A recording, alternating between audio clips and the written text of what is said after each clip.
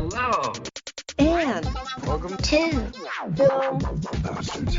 Fuck you and hello. Welcome to episode 505 of Film Bastards. It's a numeric palindrome, and you, my friend, can go fuck yourself. My name's Ian Loring, and as always, I'm joined by Becky Foster, hello everybody.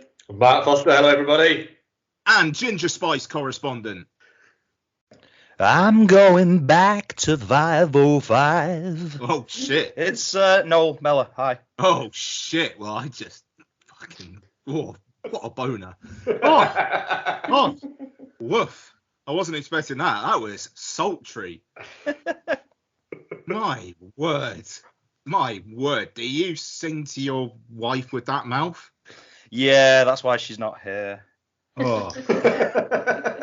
She couldn't contain herself. Mate. Yeah, that's it. Let's go with that. She had to take it outside. Let's Take go a with break every now and again. Oh, woof. Raw Right. sexuality. Yeah. I mean, That's going to return on so much. wow, what a start. Let's keep this energy going. Coming up this week, racy cars go vroom vroom in Gran Turismo. Nicolas Cage goes in Sympathy For The Devil, and a bunch of Asian women don't go for a joyride. They don't, do they? No, they don't. They don't go for a joyride now. No. Maybe it's that life is a joyride. Is there Maybe. any joy involved in this particular ride? Well, There's bits. We'll get to it. yeah, without getting too spoilerish. Yeah. Life is not a joyride, as Ronan Keating told us. Life is a roller coaster, just gotta ride it. So, Becky, Do you fucking know the- reflect on that. Do you know the guy from the New Radicals wrote that? I'll try. He writes a lot. He just writes a lot of shit, though, doesn't he? He writes. He's like the second in charge of Warner Brothers Music now. Fair play. Of course he is. Good for him. Bold. He was a bold brother as well, wasn't Yeah. he? At least I found something to connect with him on. I've been trying for years. Right. So we are a Pod Syndicate podcast. Please do listen to like-minded shows such as Chinstroker versus Punter, Gaming Landfill, The Good, the Bad, and the Odd. I fucking nearly failed that one. His Film, Her Movie. They're old episodes. Maybe they'll do them one day. I don't know. And the Rewatch Project. I don't think I said that. Who do new episodes. Mike and Hannah pumping shit out. They pump each other. I don't know. Right. And Mike's YouTube, Rolling Thunder. Oh, Mike. Yeah. Like that, man. Did I see they're doing some rewatch project stuff on Twin Peaks? Yes. Yep. That's exciting. They may have guests. Interesting.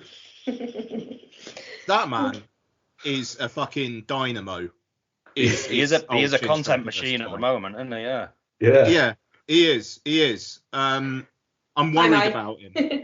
The thing is like I'll sit around and do fuck all the time and complain that I've got no motivation to do it, and he's just grinding it out because he loves it. Right? I don't know, man. You live in New Zealand. I think you just you're just happy with your life and you just kick on. It's amazing what a happy country can do for your soul. Yeah, isn't it? Lottie couldn't go to an aqua park today because it was closed because of pollution. Oh wow. Jesus. Fucking brilliant. Well done, everyone. Well done. Fuming. And do you know what cheeky little fucker she is as well? I had a text from Donna saying that. Could I let her know that the in-laws had said that? And then Lottie's like, "Can I read that?" And I was like, "Why?" Because I just want to make sure you're reading it right. What? That kid does not trust you then. No. I mean, the thing is, I bullshit her about stuff quite a lot, but I was serious. And then 20 minutes later, she's like, "Can I read it?" And yeah, all right. So anyway, Me and Isabel went to the seaside today and spent a lot of the time marvelling at people actually going in British Sea. Oh, that's grim. When everyone knows full well that they pump raw sewage into our waterways. Yeah. Well, I've been receiving messages all day of my children playing in the sea, so oops. Look, Daddy, a lion bar. I mean, it's Dorset, so it's clean. It's a lot cleaner there. It's fine. Yeah. Definitely. He's going to be Charlie's going to be glowing green like one of those Prime bottles in the next couple of days. Yeah. Fucking mutant mayhem. Yeah. Oh God. All right. Yeah. No. Let's not fucking talk anything into existence here. Right. Okay. So let's do some movie news now. Noel, I know you have been burning to talk about something. Yeah. What the Gal Gadot situation? Yeah. This is just the most bizarre thing. Like, I mean, we can talk a little bit later about Gal Gadot. I believe is the correct pronunciation, and my intensely and rapidly growing distaste for that woman. It's gone from just thinking that, oh well, she's a bit sort of average and she's not that very good, to just I can't fucking stand the sight of her now. She makes my skin crawl. I thought of you the other day actually. There was an article, it was like a review of Heart of Stone, a very scathing review of Heart of Stone, I will say. And the picture was just Gal Gadot, whatever the fuck it is, just doing the smirk. Grinning. And it just made me laugh. Yeah. She has the same effect on me that Matt Baker off BBC One has. Just something like my spine moves. Like, it's just anyway. Very visceral thing. Is it like that reaction thing where when they appear, you have to stop yourself going, fuck you? Yeah, I sort of feel all Cronenberg-y when I see him, like that sort of thing. But yeah, no, so Gal Gadot she came out in an interview with, I forget the publication now, but she came out GalGadot.com. .com, yeah. WeBuyAnySmirk.com. She came out in an interview and she said, yeah, man, I've been talking to Peter Safran and I've been talking to James Gunn, and they're really happy and confident about Wonder Woman, and they've said that we're definitely going to go ahead and write a Wonder Woman 3 together. Like, that's a bold, you don't say something like that unless there's confirmations have been made. And then DC kind of came out and went, yeah, those conversations haven't happened. And it seems pretty clear to me that maybe she bumped into James Gunn at a party or something, was a bit like, oh, what about Wonder Woman 3? And he's a bit like, oh, yeah, we'll get to it while doing finger guns at her. I reckon she bumped into Sean Gunn at a party, thought it was James Gunn. And he's just kind of gone, oh, shit, she thinks I'm James. And when she's gone, so we do Wonder Woman, he's gone, yep, sure, why not? Me and you will do Wonder Woman. Me and you. Not James, me and you will do Wonder Woman. Maybe she's trying her hand at manifesting. No, she basically is just hoping that if she says it enough times, that James Gunn will just go, oh, just fuck it, I'll do it to shut her up. And I think, in the past, The Rock has kind of done that, and who else? There's another example. Well, Ryan Reynolds with Deadpool, but that's because fans actually wanted it to happen. Yeah. Because he'd been Deadpool, and it made sense him being Deadpool, and then the Deadpool that he was. But if you think about a more direct, if you think about a more direct comparison, though, I'd say, look at how Henry Cavill has handled this Superman situation. Yeah. He's been very, very gracious about it, and sort of, I'd love to do another one, and it would be great, and the amount of support and love that guy has had, despite the Superman movies that he was in, the amount of support and love that he has had from fans and from the general film community, and everybody saying the same thing about Henry Cavill was a great Superman, he just never got the right movie, and wouldn't it be great to see him again? All that confidence boosting. And he's still gracious enough to just sort of go, we've not had any discussions and blah, blah, blah. I mean, he was fucking in, he was in Black Adam, spoiler alert. But I feel like with Gal Gadot, it's almost like oh, sorry, spoilers. No, I don't care. I think that everybody knew that before it came out. I think anyway, didn't they? But it's sort of the Gal Gadot situation just stinks of a sort of overconfidence and a I think you could take she doesn't seem aware that. and just say Gal Gadot stinks of overconfidence. Yeah, exactly. And I just don't think she seems very aware of the situation in terms of, how poorly received the last one was, and how people, I don't really think, have enjoyed her cameos in things necessarily. Or maybe that's just my echo chamber. I don't know. I mean, the first one, I almost feel like it's residual fucking Han love, just like because Han and him were a thing, and it's like people want Han back, and so it's almost kind of assumed that they want her back as well. But I think people's reaction to it was a little bit, when she was there, it's a bit like, oh really? Does anybody die in this fucking franchise? Yeah. And it's the way she appears in these things as well. It's like if there was any reason for her to appear, or she actually did anything useful or fun or interesting or, God forbid, charismatic on screen, then maybe we would want her back for a Wonder Woman 3 movie, and maybe we would all forget that the last one was received so poorly and was terrible. What are you even just talking about, Noel? She has the smile. Yeah, she has the smile, and that she has the smile and that sort of looking through the top of her head thing when she's pretending to be angry, and like that's her two modes, and that's it. Yeah. I was just astounded at the stupidness of it, especially considering she's been in this comic book movie world for a while, and she knows how this machine works. Things don't get announced until contracts have been signed, and it just seems a weirdly misguided thing to do, and it's kind of embarrassing. It's going to be some clown down when it comes out in like a few months' time. It's like, Yeah, I mean, I don't know. It kind of feels like they just need to get Blue Beetle and Aquaman just out, and then they can really just like flush the toilet. Even though apparently Blue Beetle, they're saying, is like the first DC whatever the fuck it's called film. Yeah, I think Gunn has kind of said it's very much part of the plan. Whereas Aquaman is almost a little bit like, if they could just not bother with it, I think they would. Should just not bother with it. It feels like a problem more than anything else, Aquaman 2, doesn't it? Especially with, fan casting around, everybody saying that he's going to be Loki as well.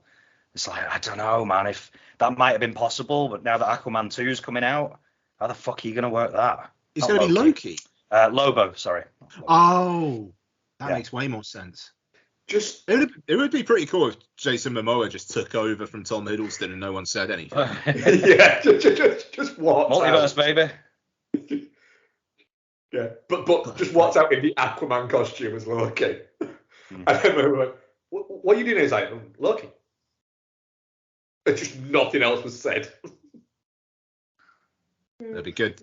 That'd get me to watch the second season of Loki. Well, no, actually, get me to watch one episode and go, yeah, that carry on. It's fine. Right. I don't know why I made that noise. So not much else is happening.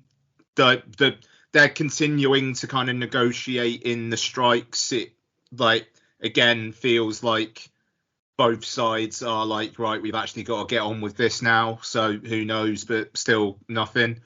No, I don't think anything else has been like delayed or anything like that, at least. So all a little bit quiet there. So I'll tell you what, they're probably going to have quite a long one. So let's get into trailers, even though then again, I don't think it's going to be a particularly long trailers section either.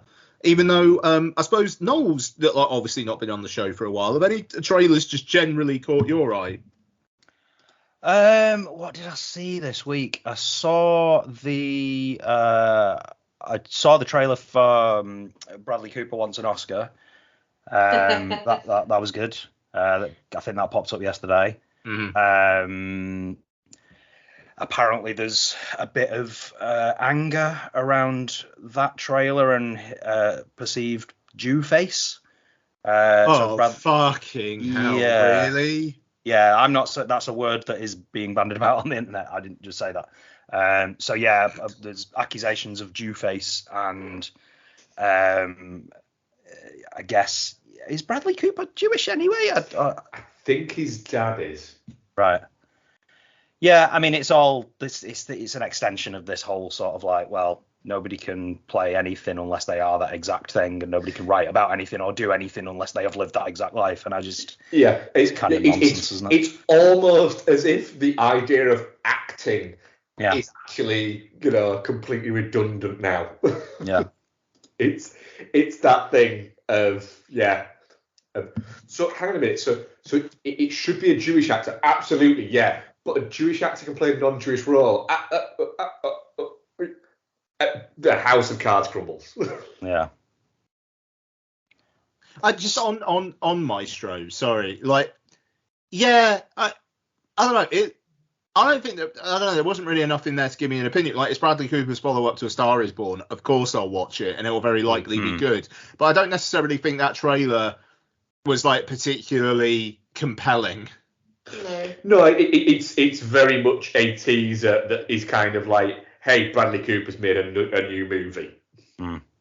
It's that, and I think the actual first trailer drops the end of next week. Right. Okay. So apart from that, only new stuff. I saw a trailer for what's it called? A Landscape with Invisible Hand, which has been on my watch list for forever because I don't know if it played at a festival a long time ago or something, but somebody reviewed it on Letterboxd and I read about it and I was like, that sounds really interesting. Comes out in the US this weekend. Yeah, it says in cinemas Friday, so yeah. So that really, I think it looks slightly less interesting than it sounded when I put it on my watch list, but it looks interesting, so yeah.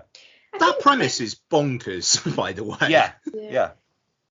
Like, I imagine there was another trailer a while ago for this though, where it was like the girl and the boy were filming their relationship because the aliens wanted to learn about human relationships. Or have I just got completely muddled up with something else? Yeah, it's that. And then they start having like relationship trouble, but it's like they're making money off of selling this content to aliens. It's a bananas premise. That's fine. I just wanted to make sure I wasn't mad. Wait, that's the same film? Yeah. Right. Did you not recognise the little fat alien coffee table man? But it looked like a different film. I'm more interested in that film, but I'm still not that interested in either of them. I'm quite interested in this one. I think it looks quite good. I mean, there's only one trailer that I care about this week. No, do you care about any more trailers? No, but I'm guessing the one that Mark is about to mention, I actually haven't watched, so I'm going to stick it on in the background now while he talks about it. What is it? It's Vacation Friends 2. Oh, hell yeah. Right, okay. I thought you were talking about the Threequalizer, but yeah. No, I've seen the Threequalizer trailer a lot in the cinema in the past couple of months. Actually, this is a featurette that pops up, actually, not a trailer, so yeah. Sorry, carry on. Vacation Friends 2. Just very much enjoyed the first Vacation Friends, and I'm looking forward to just more of the same. I'll watch Vacation Friends 2 because I enjoyed Vacation Friends, not because this trailer's any good, because this trailer makes it look shit. But you said the trailer for the first one looked shit, and then you were wrong. And that's the grace that I'm giving number 2. I just think that John Cena might be the comedic genius that we need right now. Yeah, well, when he comes back to life in the Fast and Furious franchise, he'll have a lovely time. Yeah, Fast 12. Yeah. The good thing about Vacation Friends 2 as well, it's like, here's the trailer. Yeah, you can watch it in a couple of weeks. Yeah. You didn't know this was happening. Here it is. It's out in a couple of weeks. Enjoy. Yeah, I love that. It's just, there's no fucking about it. Look, we've made it. It cost this much money. We've already budgeted it in. It's not about whether it makes any money back. We're just doing it because we can. There you go. Yep. Good. Right. All right. Well, I keep on saying it's going to be a long one, but we're racing through it at the moment. So, and racing through it so much that I didn't actually have IMDb up. So, we're going to get through this one because it has, I think, actually faded from my memory. So, I'm going to be good value here. Joyride is directed by Adele Lim and stars Ashley Park, Stephanie Zhu, Sherry Cola, Sabrina Wu. They're the 4 main ones. That'll do. Right. And follows 4 Asian American friends as they bond and discover the truth of what it means to know and love who you are while they travel through China in search of one of their birth mothers. Yeah, all right. That's probably pretty accurate. Let's start with Becky on this one. Becky hasn't seen this. Becky has not seen it. Becky was refusing to see this before it was even like the trick film on the secret screening. So just gonna say, your only experience of this film so far is actively leaving. Yeah. It's the right move. The title card came up on the screen. I'm going, nope. Walking the fuck out. Yeah, fair. Okay, all right. So let's go to Noel. Joyride. Yeah. Oof. I mean, I think I said on my Letterboxd review that I have no doubt that this is the perfect film for someone, but it's not me. I think having thought about it more after I wrote that, I'm not even sure it's the perfect film for anyone else. I could be wrong. It might be, but not the people you were meaning. Yeah, maybe. It's just so, like, I mean, I don't think a lot of the humor lands. Either that or a lot of the humor is there's stuff in there that's cultural references I'm not getting. I don't know. I think one of the lead actresses, so the lead actress, I didn't find her very charismatic or interesting at all. Her mate was slightly better, the sort of sassier one. But I don't know, it was like a shit Bridesmaids, and Bridesmaids is already pretty shit. Exactly. I'm no fan of Bridesmaids, but this was like, yeah, the jokes didn't land. It was really dull, and I think the one thing that probably goes in its favor, but I disliked a lot, is it's just so fucking horny. It's just such a horny ass film, and I'm like, I don't want this. Like Joyride, Asians like 6'2", you know.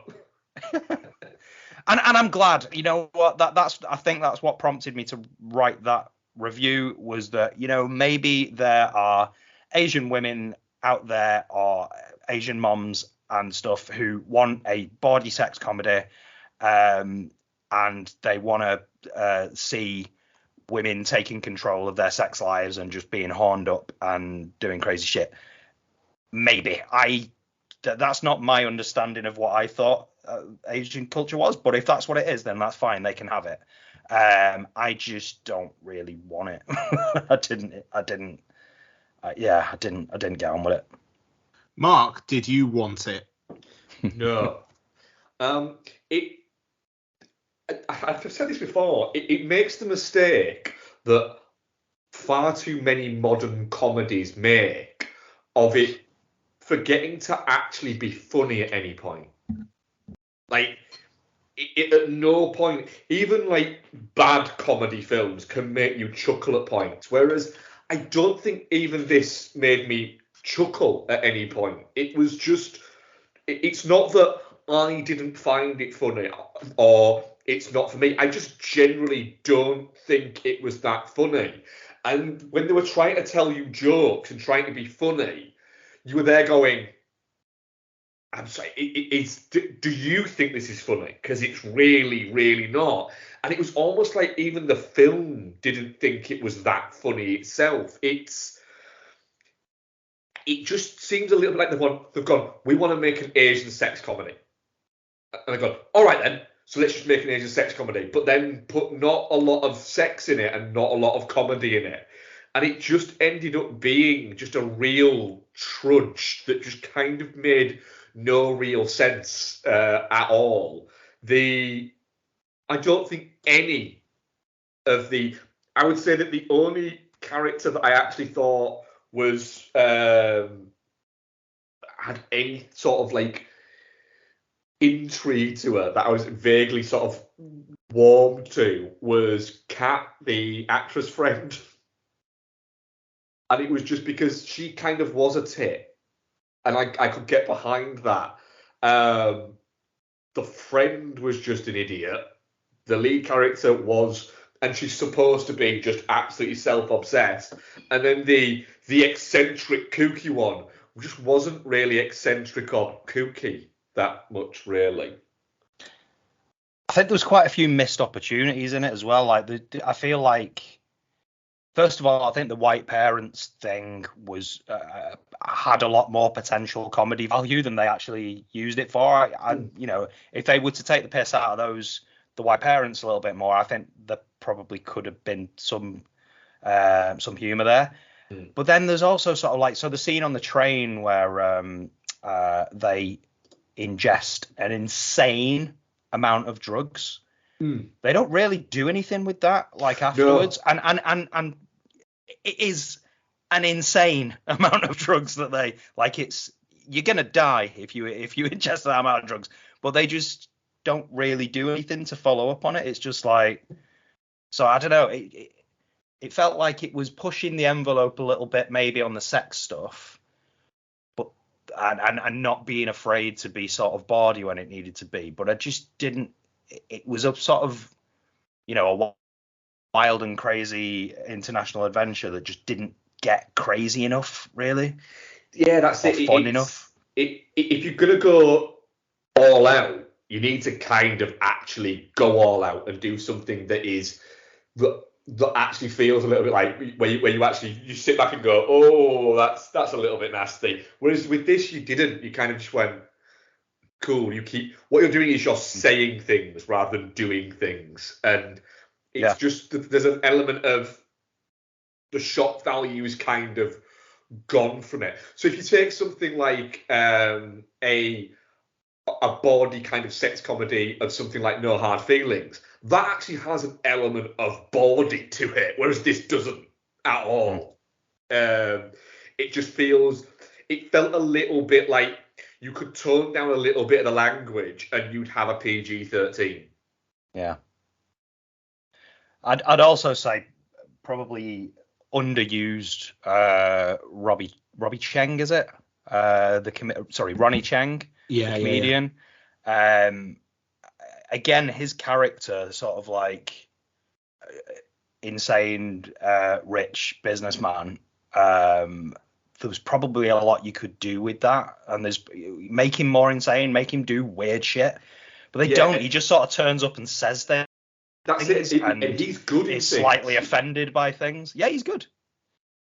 He's good. I just didn't feel like, again, they just could have cranked him up a little bit or just done something, made you better use of him. Yeah. Sure. I don't know. I mean, I kind of feel like you guys have said everything that I would have said about it, really. The horny levels are quite something. And I don't know, it's produced by Seth Rogen and Evan Goldberg.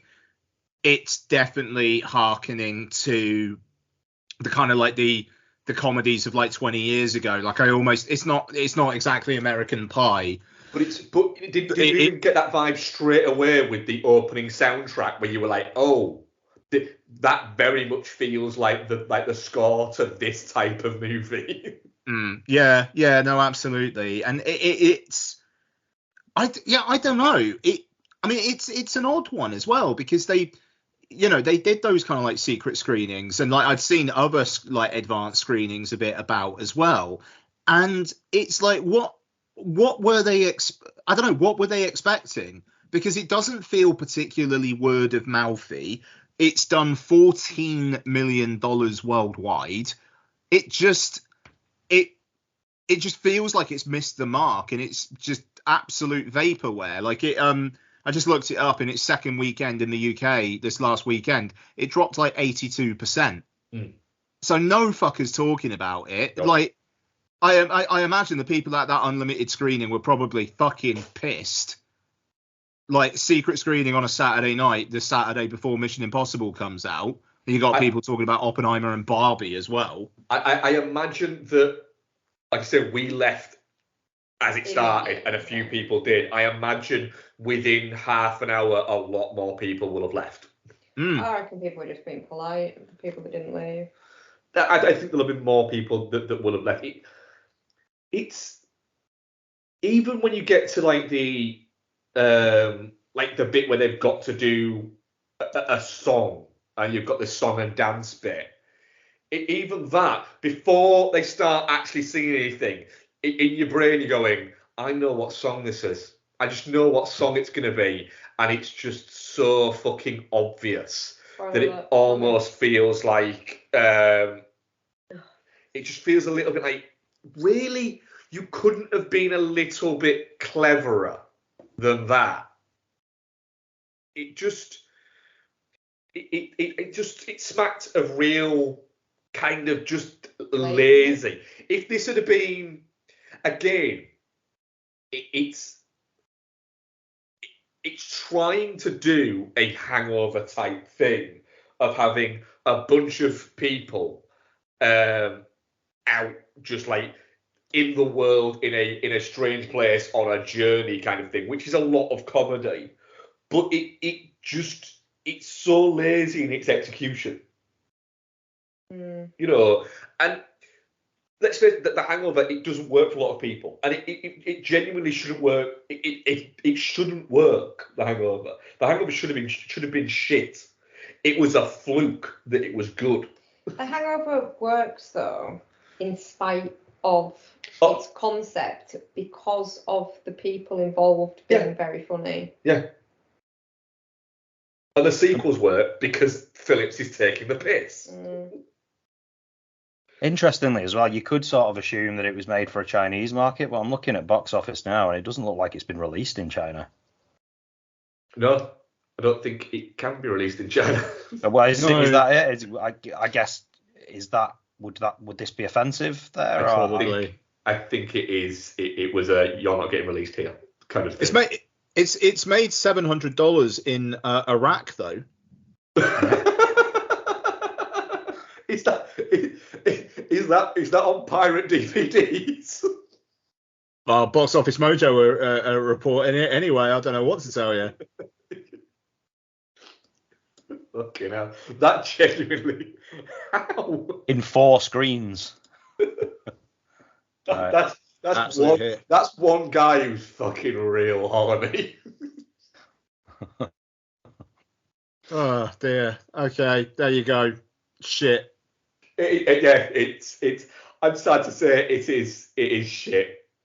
Well done, everyone. The weird thing is, the most compelling part of the entire movie is a scene towards the end that is in no way comedic.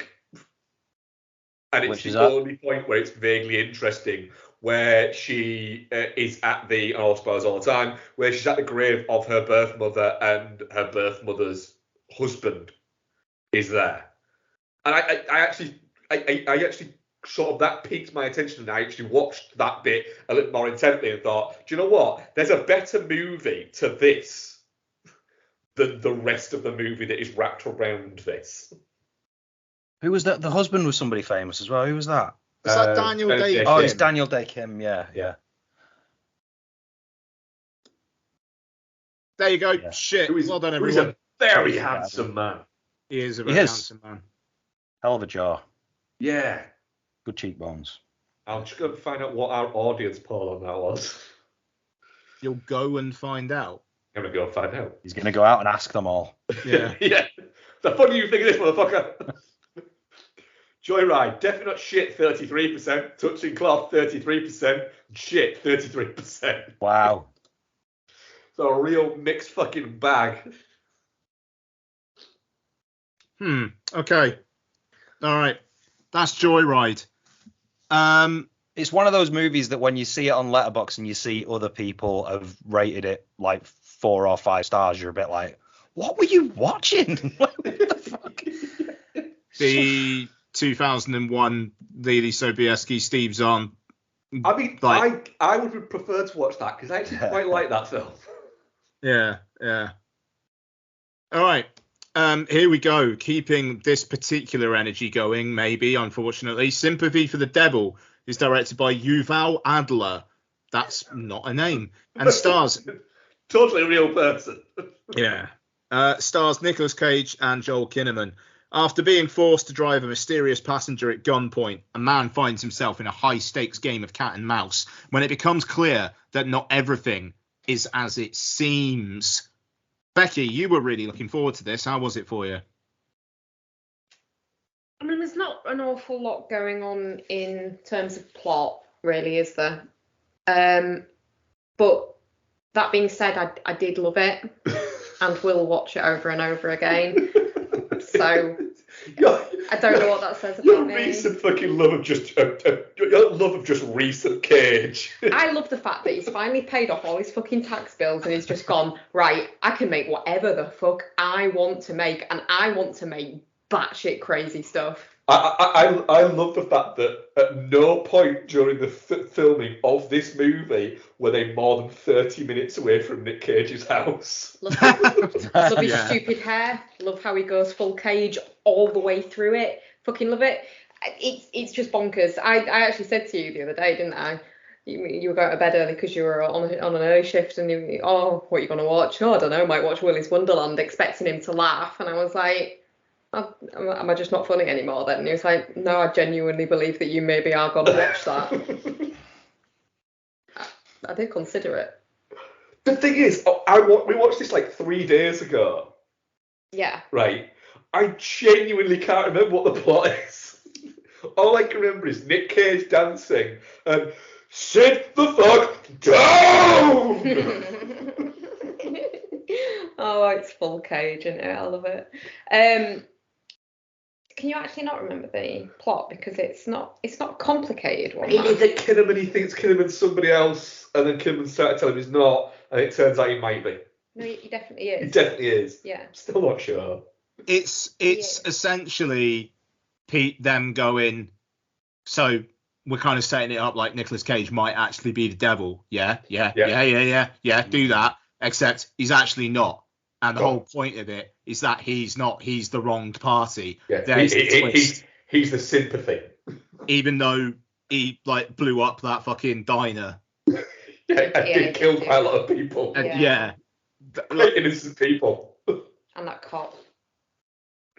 I mean, I thought it was messy as fuck. I actually thought Joel Kinnaman was quite good in it. It's like, Joel Kinnamaning at his most Joel Kinnaman. I don't know whether I'm hugely aware of Joel Kinnaman's body of work. Like, Joel Kinnaman isn't even aware of Joel Kinnaman.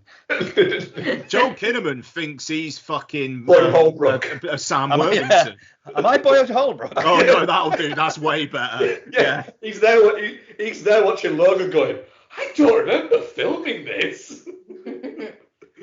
Whereas Boyd Holbrook's going, I don't remember being in Sympathy for the Devil, but there I am. But weirdly, Joel Kinnaman did watch Indiana Jones and the Dial of Destiny and goes, "Oh, fun time on set." But I do think he does a good job here, because like he is convincingly bland. Well, he is convincingly like he does a good job of being making you think. Well, but he's not the bad guy. Look how absolutely adamant he is that he isn't the bad guy. Like he does a good job with that. But at no point do you think he's not the bad guy. I know I did. I thought maybe Nick Cage is just fucking batshit crazy and he's got it wrong and he's just gonna kill the wrong guy and get closure, but with the wrong guy. Nah. He's too bland for you to think he's not the bad guy, though. Yeah. That's the thing. He's playing into the I'm just a normal guy so hard that it's like, but Joel Kinnaman can't play a normal guy. It's like, God, it'd be like getting Caleb Landry Jones to fucking play this character. It's just like, no, just look at him. Look at him. No. And I'm kind of the same with Joel Kinnaman. Like, yeah, like I said, I don't know. I'll just say my piece. I thought it was messy, sporadically entertaining, but I thought Cage was a little bit autopilot-y, just going like, do you want me to cage it up at moments? it wouldn't exist if Cage didn't sign on to do it. The whole USP is watch Cage it up, and he knows what he's doing there, and fair play, he's getting paid, and I'm sure he was a very short distance from his house. But my word, this is just an in one eye out the other one for me. No, what do you think? I think I'm a lot closer to where Becky is with this, mate. I had a great time with it. I think the one thing that I was slightly disappointed about was because I remember watching the trailer and thinking, I will fucking have some of that. Like, Nicolas Cage is the devil and it's Collateral. Yeah, all right. And I think that's what I really wanted. I just wanted Collateral, but Nick Cage, and also he's the devil. Like, and it isn't quite that. He does have red hair, though. He does have red hair, and a really nice jacket. Yeah, he looks. And I don't care whether you judge me for this, incredibly fuckable in that red jacket. It's a good jacket. It is. The thing is Nick Cage, if you send that to him, be like, yeah, I do.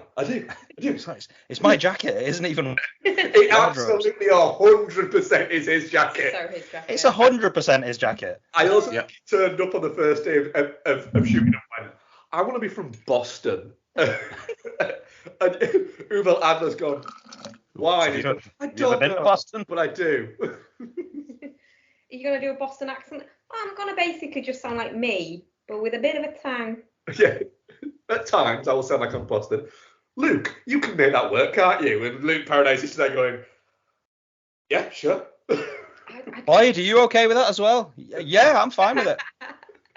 I love the fact as well that Nick Cage is, like, in general, he's always doing a voice. Like, that's not his natural voice. He developed that to sound more interesting.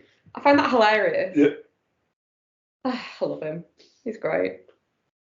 Yeah, but you have seen Willy's Wonderland, haven't you? I have not seen Willy's Wonderland. Please watch it. Yeah, I think I should. It's I think masterpiece. I thought hang on. There's Willy's Wonderland, and then there's that other one, something, and I can't remember which. Colour Out of Space. Colour Out of Space. Oh, it's nothing like that. No, but they came out around the same time, didn't they? I think. They did, Yeah. I can't remember. I'll check Willy's Wonderland because there's a possibility I've seen it and forgotten it, or I've watched it drunk or something. I don't know, man. You'd remember it. It beats the shit out of animatronic things and then plays pinball. Yeah. It does a lot. Play pinball a lot. Do you know what? My memory is going to shit, so I'm going to go on Letterboxd and check and see if I've seen Willy's Wonderland. I feel like you would remember it. Yeah, I probably would, wouldn't I? Mm. Nope, not seeing it. Cool. Yeah, I'll watch that. It would have changed your way of thinking about the world so much that you'd remember it. I feel like I need to give fun. that another go. You definitely do. Yeah, I don't know. I feel like maybe I just wasn't vibing at the time or something. Just go in to have a few drinks and watch it. It's a good have a few drinks movie for sure. I think it's aided by the fact that it's like 80 minutes long. And he dances in it, so you know. But yeah, this is great. I liked this. It was a fun ride. I get what you're saying, Ian. I think it's a little bit uneven. It sort of speeds up and slows down. But I think I quite enjoyed the bits where it slowed down. I think the scene in the diner where they're just sort of chatting it out and it all gets out of hand there is great.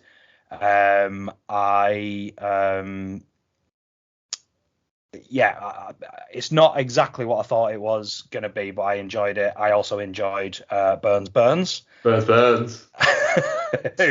he the cook? He was the cook. Yeah. Okay.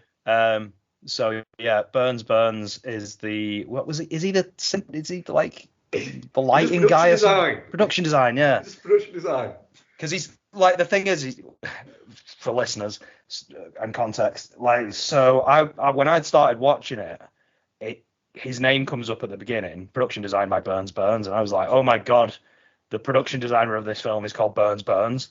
And then in our chat, somebody searched him up, and we sort of like we were obviously about that his was face. Mark. Obviously Mark searched him up. It wouldn't have been anyone else. Sorry. And then I'm watching the film, and this cook comes out, and I'm like, Is that fucking Burns? And it was. So yeah, I had a great time with it. This movie was 100% not made as a tax write-off. This was no money was laundered through this movie at all. I mean, go on then, Mark. Like, I feel like I'm going to be the outlier here. How do you take it? I am probably closer to you on this one, Ian. Oh, okay. It's messy as fuck. It's just, it feels like it was written in an hour. And like the Cage had no dialogue written for him at all. It was just Nick Cage says things, and that was about it. There was bits I enjoyed. Like I said, I did really enjoy the dying of it, but I was kind of watching it going, my only problem with this is the only thing I'm watching this for is for Nick Cage to do something entertaining again in a second. And that was it. So, like you said, Ian, without Nick Cage, this film quite simply doesn't exist. Yeah. And that's what I had a good enough time that I think it's one of those where I can see why people would really vibe with it, but I didn't as much. For instance, I will never watch this again, but I'm sure you will, Bex.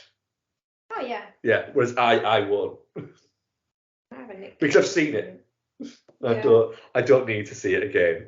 But I think that's a lot of Cage's like past 5 years output for me, in the sense that I have got enough from them the first watch that I just don't think I need to watch any more of them. See, I very, very, very, very rarely rewatch anything. So I certainly don't think that I would rewatch this. But if it just came on TV one night and I was flicking and it came on, I wouldn't switch it off. I'd keep it on. Oh my god, we've got the retirement plan to look forward to still this year, haven't we? That's out fairly soon, I believe. And apparently a film called Dream Scenario. That film sounds bonkers. Yeah. He plays, I don't like a professor or something who just appears in everybody in the world's dreams one night. And that's the premise. Fine with that. Fair play. That's literally a schlubby professor who never made it becomes an overnight celebrity after appearing in every person on Earth's dream. Wow. We've got a film coming out next year with everyone's favourite redhead Alicia Witt and Micah Monroe.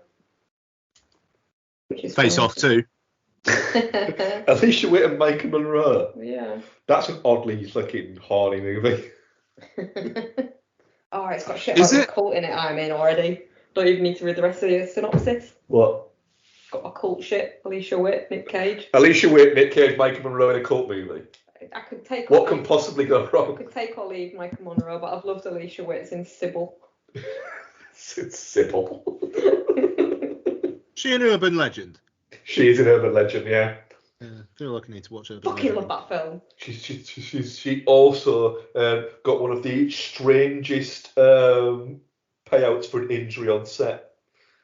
She had to have reconstructive surgery on her nipple from the movie Four Rooms. Oh. What happened to her neck? She had to have tape put over her boobs, and when it pulled off, somebody hadn't put because they put dummy tape on, they put tape on, and it pulled part of the nipple. Oh, so she had to have it. Oh, yeah. Owie. Why did they do nipple facts? Why did they have to tape up her boobs? Because she have you seen Four Rooms? Yeah. So she's playing one of the coven witches, and so she's got black crosses in what's supposed to be black tape across her nipples.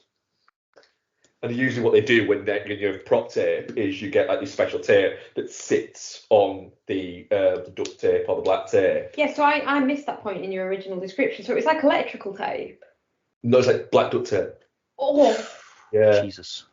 And it was put on her thinking that it was the and one of them hadn't been put on correctly. Oh my god, that sticks so bad. Yeah, that's it's like pulling an entire nipple off. But... Oh.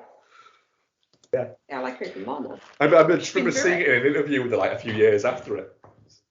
And she was talking about it. Fair. Speaking of Nicolas Cage is doing whatever the fuck he wants. He's a busy boy. There's quite a lot coming up. This is the synopsis for The Surfer, directed by Lachlan Finnegan.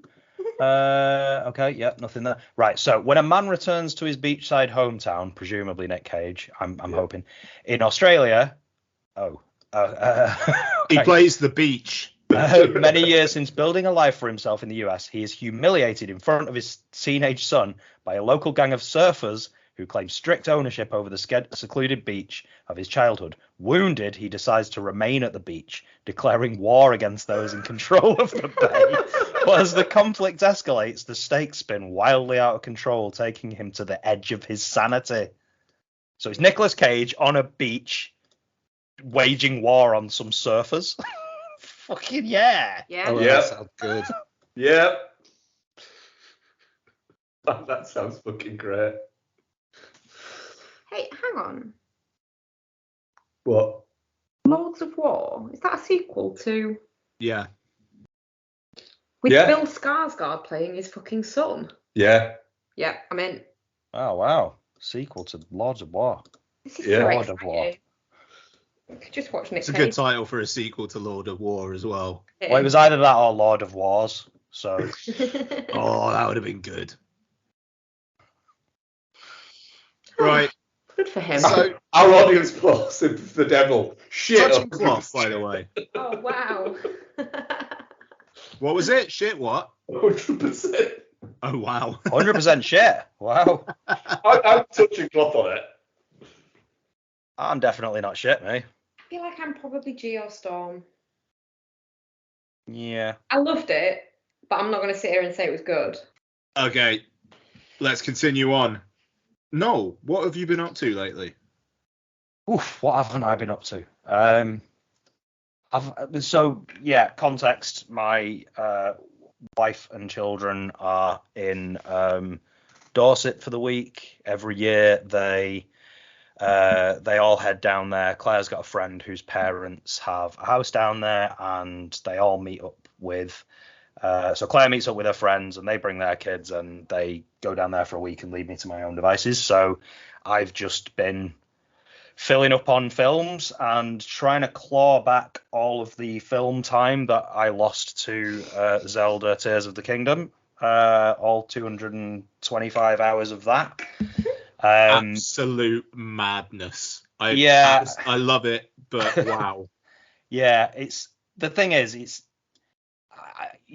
like I've said a million times, I am not a gamer. This does not happen to me. Tears of the Kingdom was a big deal in our house. Breath of the Wild was a big deal in our house. So Tears of the Kingdom coming out was a massive deal. It was always going to happen that I was just going to get lost in that game. Claire was completely understanding of it because she's like, I know that this isn't normally what you do. So yeah, and to briefly review Tears of the Kingdom, it's the best game I've ever played. It's just, as brilliant as Breath of the Wild was, it's quite literally 3 times better.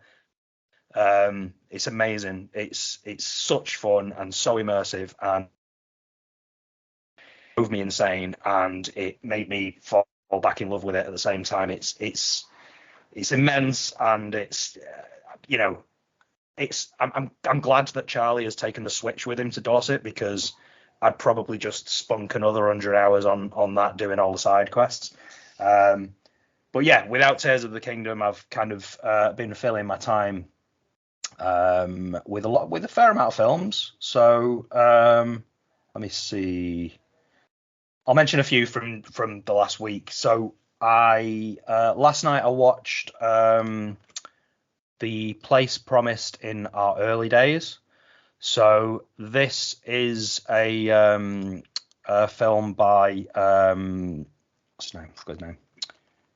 Shinkai. I forgot. Makoto Shinkai.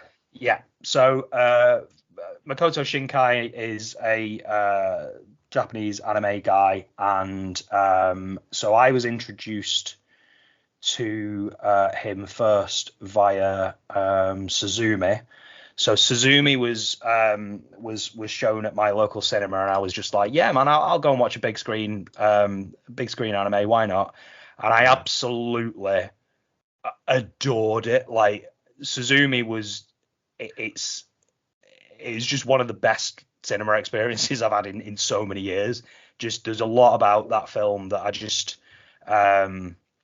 that just really, really worked for me, and just I found really. I'm not the kind of person to use like magical quite a lot, but it was magical, and I left the cinema like feeling different, and I love it when that happens. So after I'd seen Suzumi, I went back and I watched Your Name, and which is excellent as well. I watched Weathering with You, which I think is his best.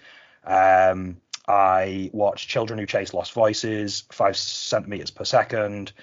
So there's a couple that I hadn't watched. The Garden in the Woods is one, and that's on Netflix, so I might be watching that later. But The Place Promised in Our Early Days was what I watched last night, and that's it's a slightly earlier one of his, and I think that kind of shows a little bit. The animation isn't quite as beautiful. I think some of the ideas aren't quite as well refined.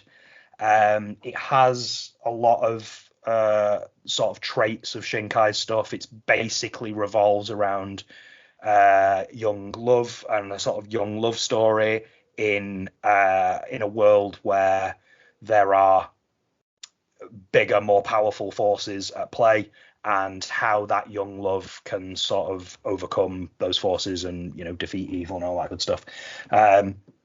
So that is a sort of recurring theme of a lot of Shinkai's stuff, and it's definitely present here. I think the one thing I would say is it's not quite as refined, and it's not quite as fun and sort of magical and joyful and sort of uplifting as a lot of his other stuff. It's still excellent, it's still beautiful, but it's just not quite up there with the other Shinkais that I've watched this year and kind of fallen in love with. So yeah, I could recommend it, but I would just highly recommend to anyone listening. Ian, I know you've watched a few. You've seen Suzumi and Your Name, haven't you? I think that's correct. Yeah, I need to get to Weathering with You. Like it pops up on like Netflix and Amazon from time to time, and I seem to miss it. But yeah, Your Name fucking rules. Yeah. And Suzumi is a special little film as well. Yeah. Just so. I mean, you should definitely check out. Sorry, go on. No, just it's so creative, and yet kind of like those films are moored in contemporary settings as well, and it's got that whole kind of like anime relationshipy kind of focus, but against the backdrop of the end of the world, which just is awesome. And I think Weathering with You is kind of like that as well. I understand. Yeah, totally. I think the thing that I love most, I think what makes Weathering with You stand out for me is the things that I've loved about these Shinkai films, the fact that they can be quite heartbreaking, but they can also be insanely uplifting, as well as just looking gorgeous. Weathering with You seems to be the one that really cranks all of those things up. So by the end of it, you're just sort of destroyed, but like really, like your heart feels like it's going to explode, and your eyes feel like it's just. I can't say enough about those films, and I'm not a big anime guy, but this has really sort of, going through this back catalogue of films has really sort of made me go, all right, I've exhausted this guy's stuff now. What else? Maybe there's a lot more good stuff out there like this. I started watching Paprika the other night after you mentioned it on the show, but it was a little bit too late, and I wasn't paying attention properly, so I switched it off, and I'm going to go back to that.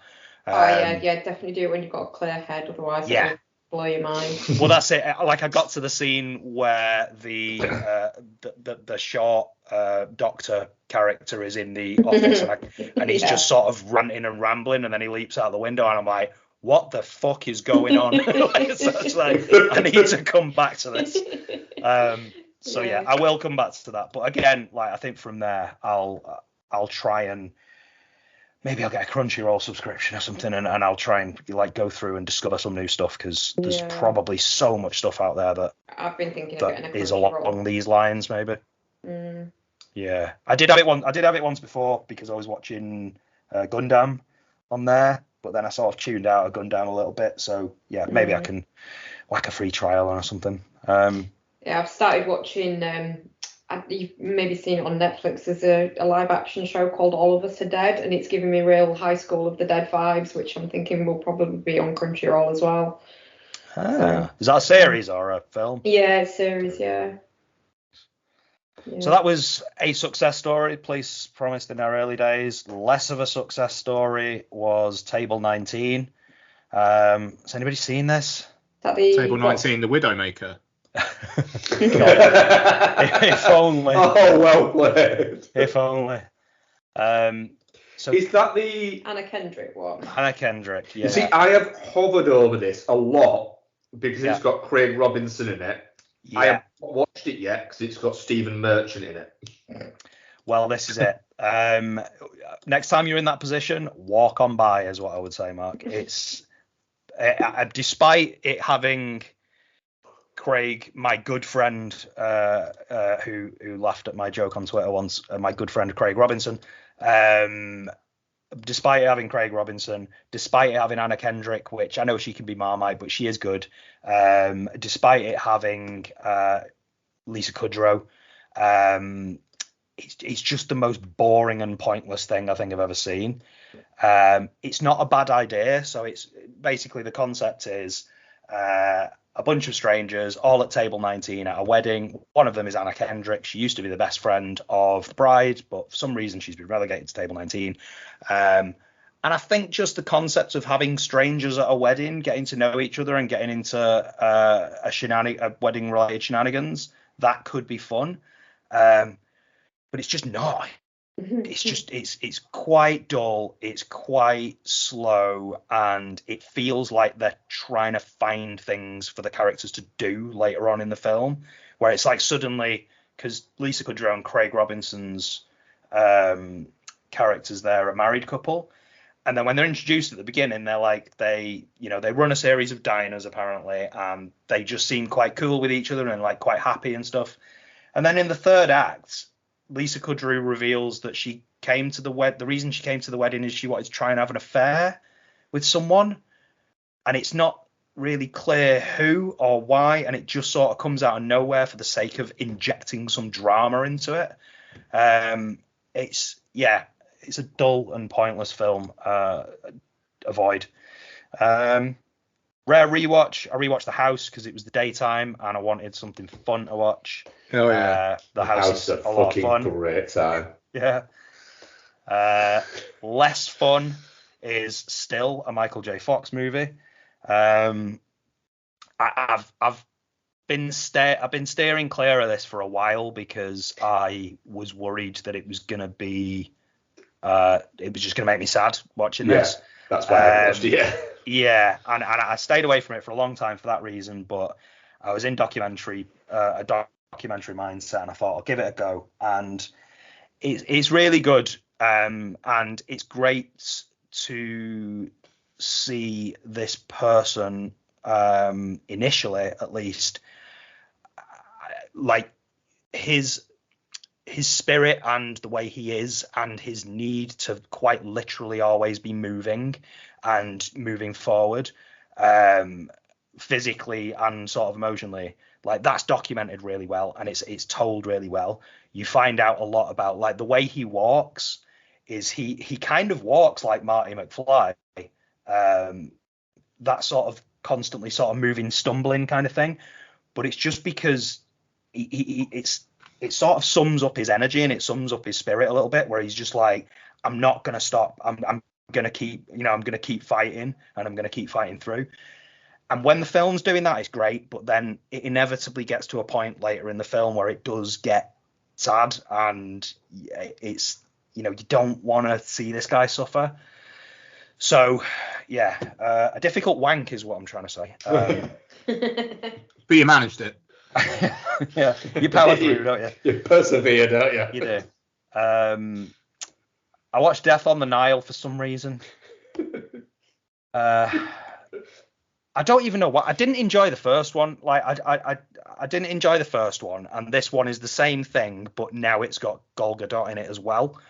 I don't think Agatha Christie's a good writer. I'm sorry. I think she's a shit writer. There we go. And I think Death on the Nile is a shit story. The first film was Who Done It? Everybody did it. And then the second film is Who Done It? It's the people that you thought done it, did it. So yeah, didn't enjoy it. And then final film I'll mention, Oxford Blues. So this is from 1984.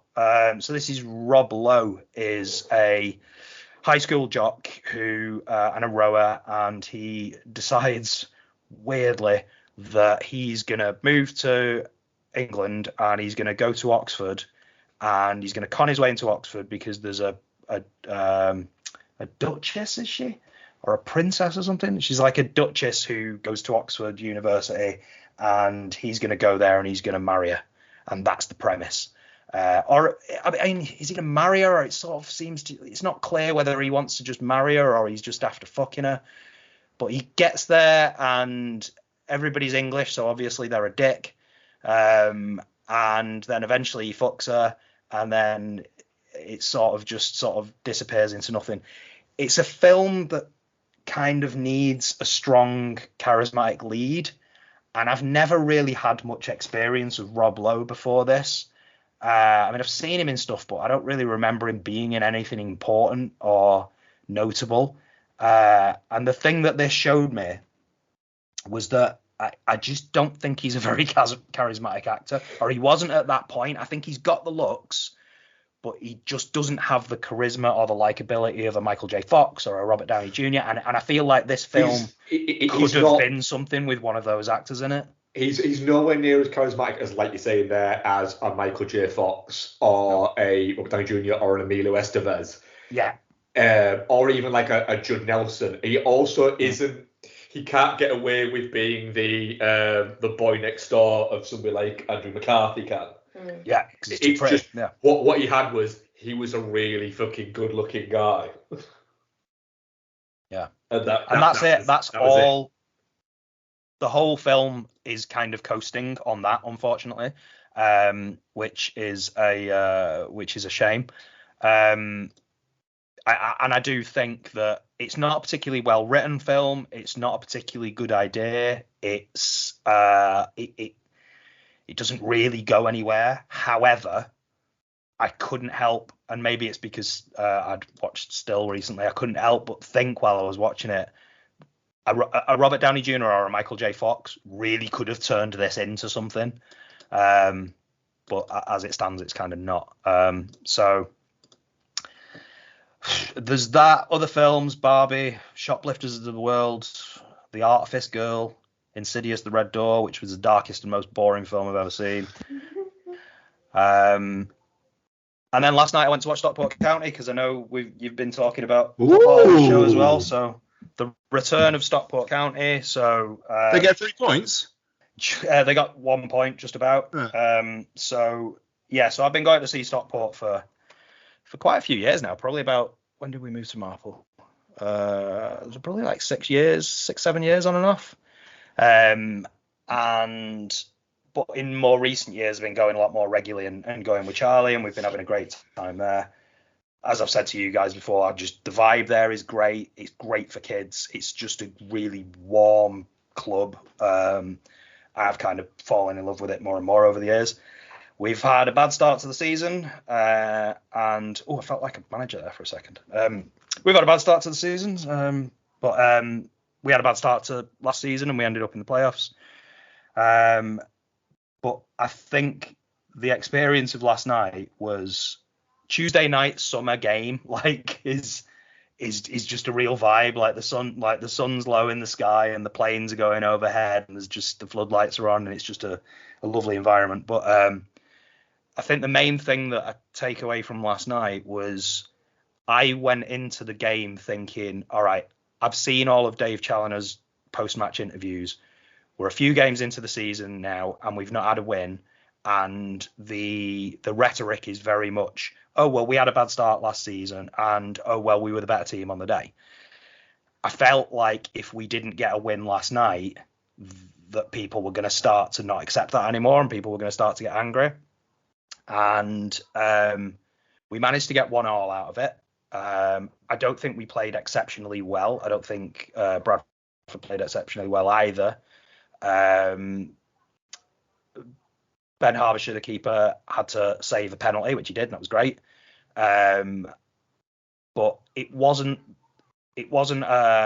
didn't give any extra confidence. And the thing that surprised me more than anything else was after the game, just how warm and happy and friendly and supportive all of the fans seemed to be anyway. I don't know. I felt like it felt nailed on to me that people were going to start to sort of, all right, we need a win now and we're angry about this. But actually, that wasn't the experience. It was quite a sort of positive experience, even though it was a 1-1 draw.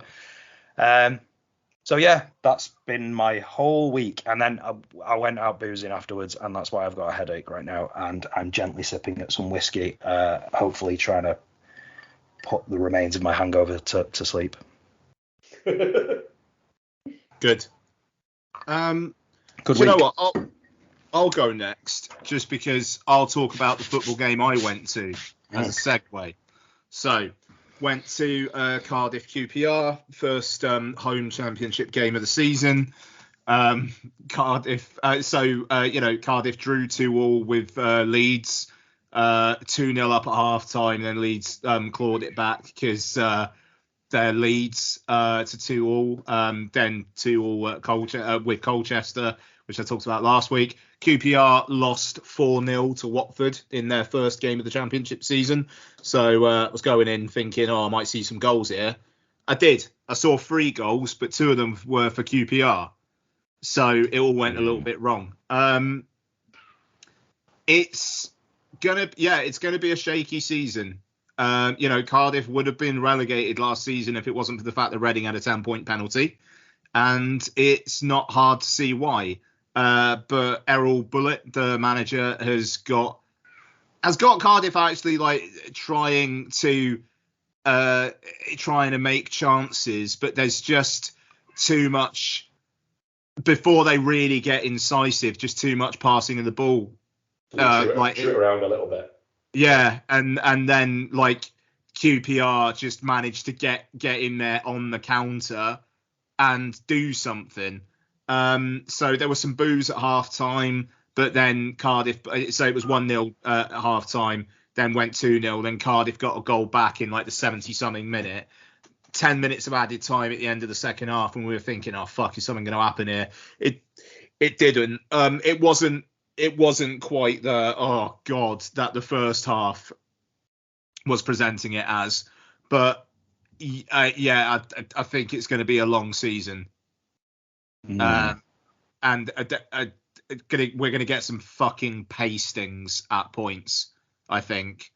But we'll see what happens. It is already one of those. I'm just thinking, are there 3 worst clubs in the division? And I think there probably are, but it's going to be a little bit edgy. Got Birmingham in the next round of the Carabao. Week after next, I think we'll probably get booted out of the competition at that stage. It's at Birmingham as well. Oh God, who have we got this weekend? I feel like we've got somebody big this weekend, but it's away. Leicester. So we're fucked. So we'll see what happens there. If we're able to get anything out of Leicester, I'll be stunned. I think Leicester and Coventry are the only 2 teams in the Championship that have got 6 points already, and it's 2 games. Ipswich and Leicester, yeah. Sorry? Ipswich and Leicester. Sorry, Ipswich are top. I don't know why I said Coventry, but so it's already kind of results pinging around all over the place, but it's going to be a long one. So there we are. Okay, so in terms of what I've been watching, can I just very quickly please. say I called Stockport County's goalkeeper Ben Harbisher. That's somebody I work with. It's Ben Hinchcliffe. Oh. And Just I will promoting say, somebody I work with to goalkeeper for Stockport County. congratulations, Ben. And I won't talk about this too much, but if United actually bring back Mason Greenwood, that's the man. I think Cardiff City are about to become a much bigger part of my life, quite frankly. We were having a long conversation about this in the pub the other night. Me and a few friends, all of them are United fans, and I was kind of making the point that this is, if you take emotion out of the equation, this is a brand decision. What is the value of this player versus what is the damage he will do to the brand? Yeah. And I am astounded that Manchester United can't see the damage. It's crazy. Is that a realistic? Is it likely to happen? That? Yeah, I mean, there's a report in the Athletic this evening saying that United, the chairman briefed a couple of weeks back internally that they were going to bring him back. Apparently, Ten Hag is supportive of the decision. It has been said today, no decision has been made yet, but there are people within the club speaking on the conditions of anonymity to the Athletic, which is quite a big deal, saying decision's done.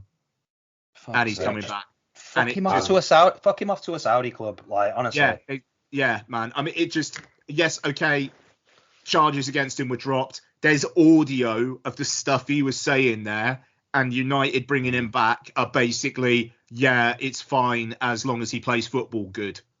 Yeah, that's it. Man. It's the thing is, it's very difficult because now it puts in a place of, well, they're not going to. It's going to get chanted at every single game, every time he plays. There's going to be some nasty. There's going to be some players who are going to go for him. Don't take away from that. There will be some players who will fucking target him, and there will be very little sympathy. In the same ways, and in it, you look at it. What's his name? Kurt Zuma. The amount of fucking just like players who just want to attack him because he kicked his cat. Oh, is he the cat con? Yeah. And chance of every time he goes down injured or anything, it's someone has booted him of just that's how your cat fell. That was horrible, that video. It was horrible. I mean, I'm not saying it's not worse than that. No. It's not worse. No. It's horrible to listen to. But then again, it is more and more of the football fans will turn themselves in knots to excuse something for their football club, and all morality will disappear from them because they need to. But there's this, and there's this, and there's this, and then the thing is, I found myself at points doing it, and have to stop myself and go, no. It's not that. It's not that. It's not that. It's this. It's the fact there is audio. If it was allegations and then the charges were dropped and there wasn't anything in the public sphere, I could see how United could potentially have an argument there. I'm not saying I agree with it, but I'm saying, there isn't actually anything in the public sphere to say that this was fundamentally. It's condoning it. It's saying it's okay. It's okay because he's good at football. And it just that is pathetic. And is she back with him now? Yes. Yeah. I mean, I don't know. Can get you, isn't it? It really is. Yes. She's like. I mean, okay. Obviously, it's speculation. Key witness refused to cooperate. I wonder who that was. Anyway, so Spider-Man Across the Spider-Verse, rewatched it. Yeah, it's good. It's good. It's really good. Mm. Yeah. I mean, I think I liked it more than I did on first watch. I think I settled down with it a bit. Maybe wall of hype having passed over.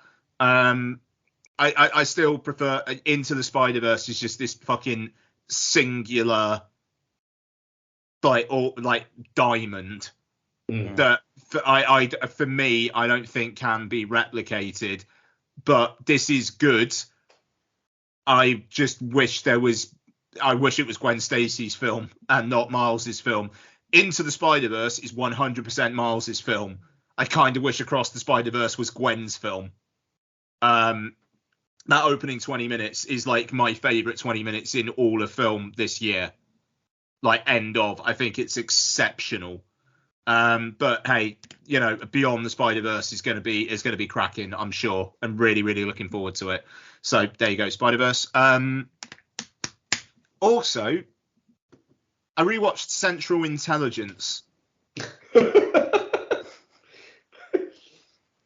It was just starting on Sky Cinema, and I was kind of channel hopping. I was like, yeah, fuck it, I'll put this on. I watched the whole thing. I gotta say, I think The Rock's really good in it.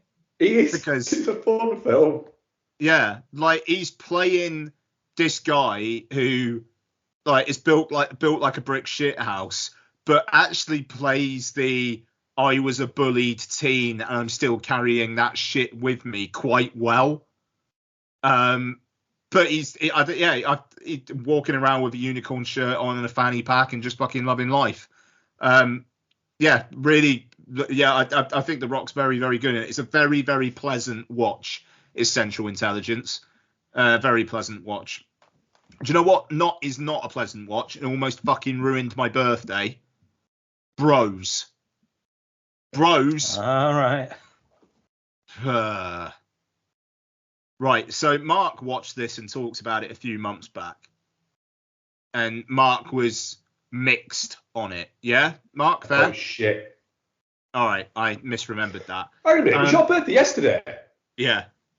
Fucking hell. Oh, happy birthday, mate. I thought it was Friday. No. See, this is what happens when you don't have social media anymore. No, please. Like I didn't, I hadn't mentioned it because there was not exactly a chance to mention it or anything. Like you say, like not having a notification that it's somebody's birthday. It's all good. Don't worry. But yeah, so yeah, like this film honestly would have been in my bottom 5 last year if I'd watched it last year. And it's really bad. Yeah. All it is Billy Eichner doing bits of his stand-up set at people for like 2 hours, and then at the end singing a song about how much he misses his boyfriend in a like a party where all I'd be saying is, why are you singing this song now? Have somebody else on the stage sing a song then. I watched it with Donna and we barely laughed. And the thing is, Billy Eichner at the time was like kind of like essentially like blamed the box office failure of it on straight people not giving it a chance and and all this kind of stuff. And it's just like, but you've made a film that feels it's for such a niche audience, and that is I people who understand gay culture and tolerate Billy Eichner.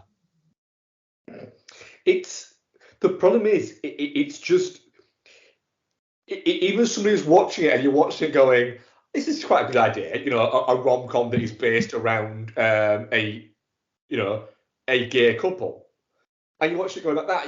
Even as somebody who's not gay watching it, I'm sitting there going, this is going to be interesting. I'm looking forward to this.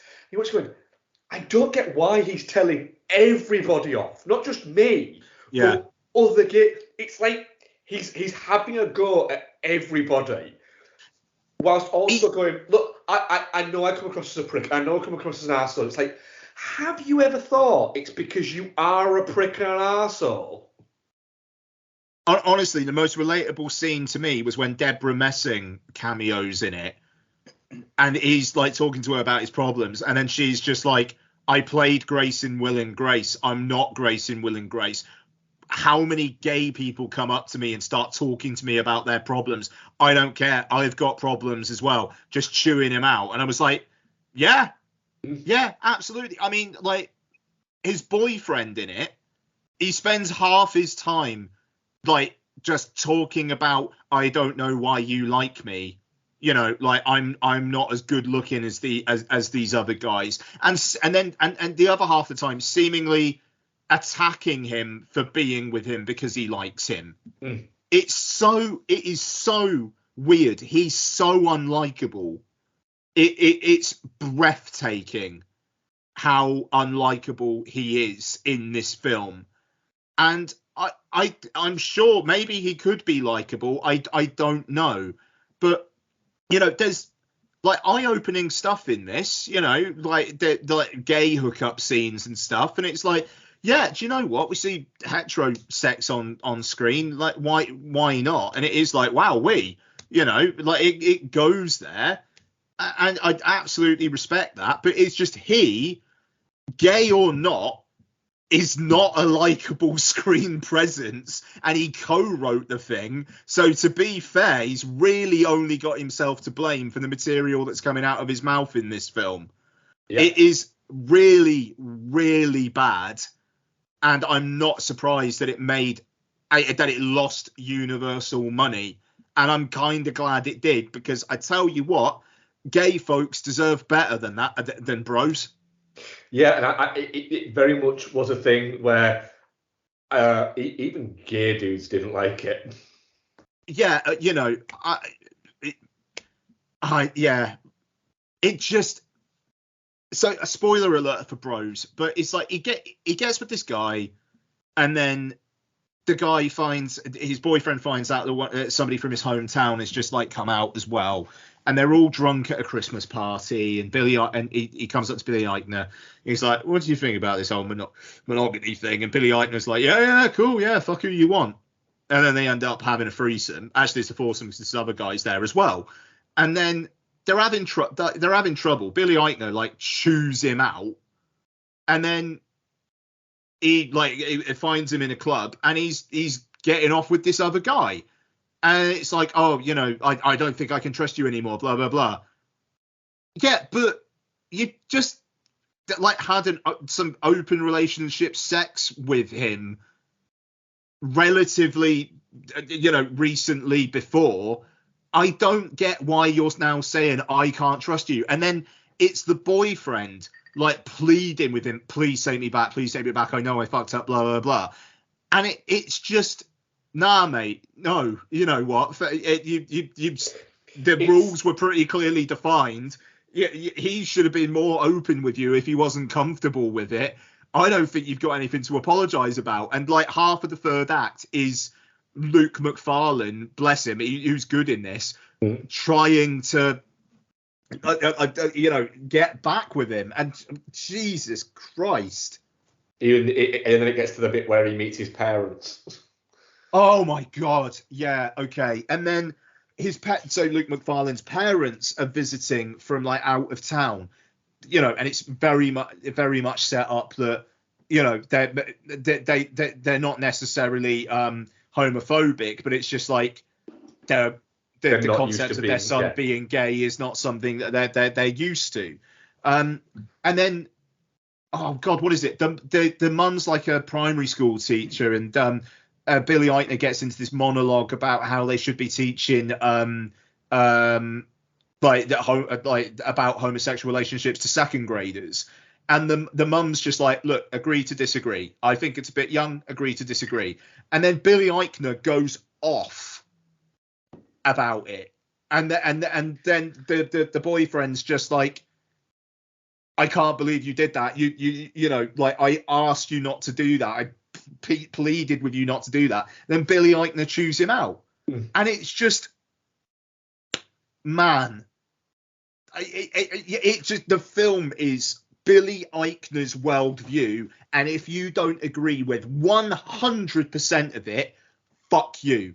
And at the end, it's not like he learns a lesson about, do you know what, maybe I need to be more tolerant of other people's views to help to like lead them in more gently into, well, like a worldview that they're not used to. It is just him berating people for not thinking the same way he does.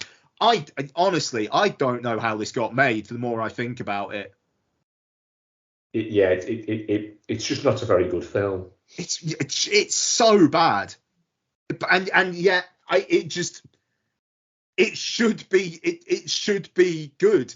A studio comedy featuring predominantly homosexual or LGBTQ people, you know, like that's such like a Universal Studio comedy, wide release, and this is the film that's made. It's not good enough.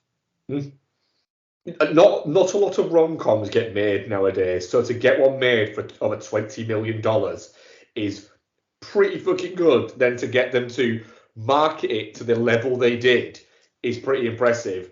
It should have been better. Yeah, it was pretty widely promoted, this as well. It was on a lot of buses and stuff. It was pushed out there.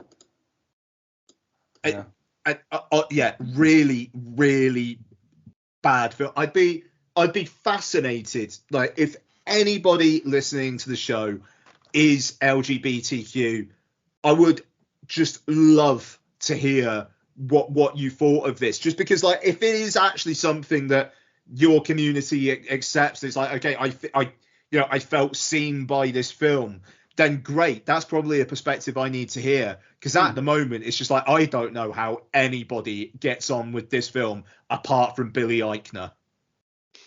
I mean, even he didn't seem to like it, because he just called everyone a homophobe who didn't like it. The thing is that the version of the film that you've just described is completely at odds with the description on Letterboxd, which says a romantic comedy that gives you all the feels. Oh. That's literally how it's described. What's the average rating on Letterboxd while you're there? 3, some 3.5. So 3, 3.5, 4 is the highest ratings. Yeah. All right. Where does it tell you the average rating? I thought it did somewhere. Well, the highest is 3, so it's the most number of people is. Oh, there it is. Yeah, 3.1. 3.1. All right. Yeah. Okay.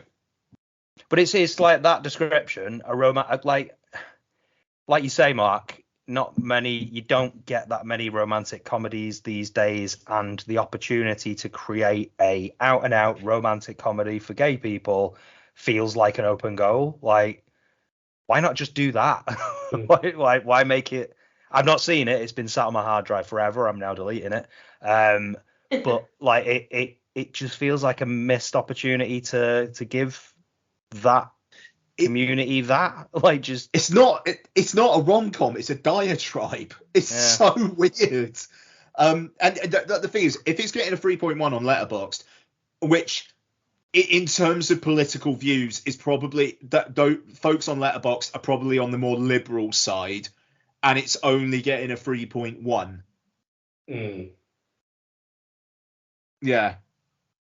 I will say the best review on Letterboxd, the most popular review on Letterboxd is quite sharp, though. The review is by Aidan, and it says, "I'm gay. Like this review if you like that I'm gay. # like if you like that I'm gay." So I'm going to like that. That's a reference to a joke in the film. Oh, is it? Oh, I'm unliking it then. Somebody posts like an Instagram video of them coming out, and it's like # like if you like I'm gay. Even though I say like the audience is liberal, I just had a look at that Sound of Freedom. Average review rating of that like QAnon, the conspiracy one that's made nearly 200 million in the US. Average rating 3.3. Mira Sorvino's in that. That does not surprise me, actually. 3.3. What's the name of that film again? Sound of Freedom. Comes out over here in a couple of weeks. What's the situation with that? Like, because I've half heard, like, what's the issue here? Like, is it? So the director is like 100% like come out and said he's really upset about this. Oh. No, that he's like really pissed off that it's become like a a clarion call for QAnon supporters or believers. But there's just people are reading a lot of things into the film where don't cast Jim Caviezel in your fucking film then. Yeah. It's based on a true story about a former US government agent who quits his job in order to devote his life to rescuing children from global sex traffickers. And apparently that people are reading references into it about some of the more fucking wild QAnon conspiracy theories, which the director, fair play to him, is absolutely saying no. But it was crowdfunded by like Christian right-wing folks, right. And it's kind of had that support like genned up. But it's gonna make over $200 million at the US box office. And I was just reading a Deadline thing today where because it was crowdfunded, they've returned the crowdfunding money plus 20% to all the backers because like how successful it's been. Kind of feels like if it's made $200 million and you crowdfunded it, you could probably give back more than 20%. But hey, but yeah, it comes out in a couple of weeks over here. Let's review it. No, let's not. I kind of feel like it needs to have an opinion about it. Made more than The Flash. Anyway, was that me this week? That was me this week. So over to Becky. Okay, so I've only watched 2 things on my own this week. 2 more than me. One a film and one a TV series. So pick which one you want me to go with. TV series. Okay, so I watched Dead Set. The Charlie Brooker one. The Charlie Brooker thing? Oh, yeah, nice. Yeah. So I think kind of there was probably some. You literally just reminded me that Jamie Winston exists. Yeah, she's good in this actually. She's the one in Donkey Punch who doesn't get donkey punched. She is, yeah. There was a film called Donkey Punch. Yeah, there was. That happened. Something in it. Yeah. Yeah, so there's probably some connective tissue from Ghost Watch to Dead Set, I'm not going to lie. Ow. Sorry, the cat's digging his knives into my knee. And yeah, I watched this at the time when it came out. But I already wasn't a Big Brother-y person by this point, but obviously it was a lot closer to having watched it then than I am to having watched it now. And it's really oddly like a bit of a time capsule, this series, and I kind of love it for that. And it's also like the whole Big Brotheriness, it's kind of harking back to a much more optimistic Britain, and it was already Charlie Brooker going, guys, we're kind of fucked if we keep going down this route of worshipping celebrity. So yeah, it's quite weird watching it many years later, because I think it came out 2008. Yeah. So Isabel would have been 4, so it's 15 years old. That's how I work things out now. Was it a series or a one-off? Because I remember watching it, but it was like 5 episodes over like 2 nights. Yeah. Or was it? Yeah. All right. Yeah. It was I remember watching it at the time. I think it was like a Monday to Friday, and it was shown every night. Yeah, it was. Kind of emulate the Big Brother watching experience. Yeah, over Halloween. Yeah. Joe, it's really fucking good. It's really good, and like, it's not heavy-handed in what it's trying to say, but it's not super subtle either. But it's just, you can take it as just a zombie thing. You can take it as a commentary on celebrity worship and how easily societies can break down. There's layers. It's like an onion. It's incredibly violent and gory. It's directed by the guy who's supposed to be directing Blade. Oh, interesting. Yeah. I mean, he's not directing Blade because Blade isn't. Because no one's directing that Blade. Yeah. But he's supposed to be directing. He's currently getting paid to not direct Blade. Okay. Becky, can I make a suggestion? Yeah. So, seeing as you've gone from Ghostwatch to the Channel 4 40D, I'm assuming you watch this on Dead Set. You know what's next? Greg Wallace, the British Miracle Meat. What's that? Am I the only person who watched this? What, on Channel 5? No, was it Channel 4? Was it I Channel thought it was 4? Channel 4. Yeah, Channel 4, yeah. Oh God, was this thing that was recent? Yeah. So let me just quickly tell you. Like human meat or something. Yeah, so we were literally, it's so unusual that this happened because this would never normally happen, right? So we were sat on the couch, we were watching, me and Claire were watching something on iPlayer. It was there's some drama series thing that with Timothy Spall in it that we'd been watching, and that ended, and I said, do you want to watch another episode? To Claire, she's like, no, I'm not bothered. So the TV went on to terrestrial TV for a minute, which rarely happens in our house, and I just left the TV on, which rarely happens in our house, and Greg Wallace was walking around a factory, and I kind of started watching it, which again makes zero sense. I would never normally do that. So we're watching it, and I just thought it was, Greg Wallace walking around a factory talking about meat and getting excited about food as he does. And then it became clear that they were sort of talking about not real meat, so engineered meat and stuff like that, and engineered meat that was coming from specific cells. And then they kept talking about donors, and I'm like, what the fuck are they talking about, donors? And then it sort of become clear that this was meat that was grown from humans. So it drip feeds that then, like it doesn't necessarily, like at the start it's not going like this is it. It's kind of like building up to it. No, not. I mean, I don't know, because I think it must have been on for like maybe 5 or 10 minutes when we switched it on. So I don't know how it starts, if it starts from zero, but it started a lot more. Like, I feel like I'm quite on top of shit like this, but I was like, I just sort of sat up in my chair and I was like, what the fuck? What is this? Is this happening? What the fuck is happening? And then the thing is when it's Greg Wallace, what I will say, fucking performance of the year from Greg Wallace, because he sells this. He really, really sells this.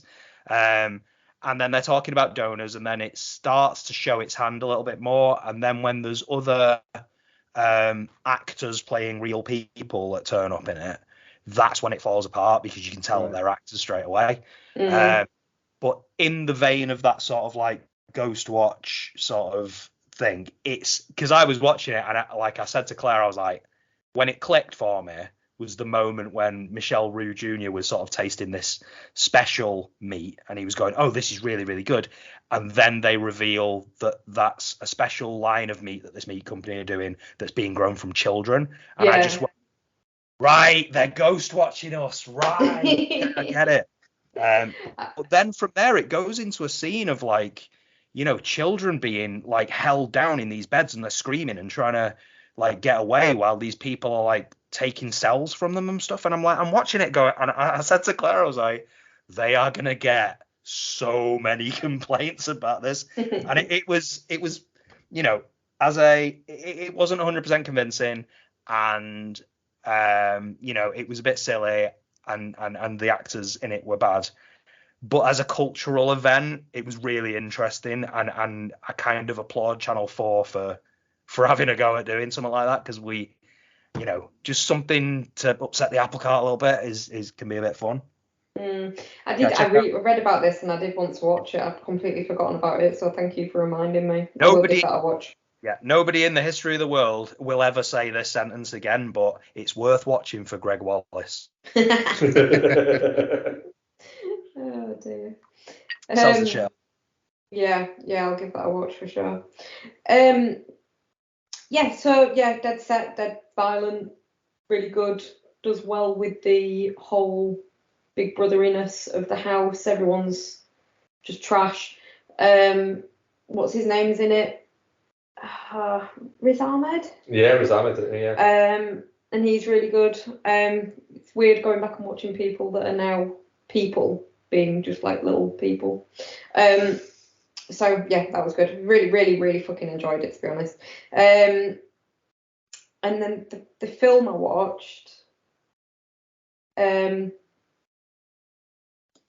Yeah, so I watched Ghostbusters Afterlife. Oh shit. Oh no. Well, I'll just mute for a second. because I kind of wanted to, like, I understand that you hate it, Ian, and I didn't hate it when I watched it, and I wanted to see if I'd maybe just been too generous with it at the time. And it's not great, and it's no Ghostbusters, but it is an entertaining enough kind of frothy family version of Ghostbusters, I guess. But it is very much just copying the format of the original.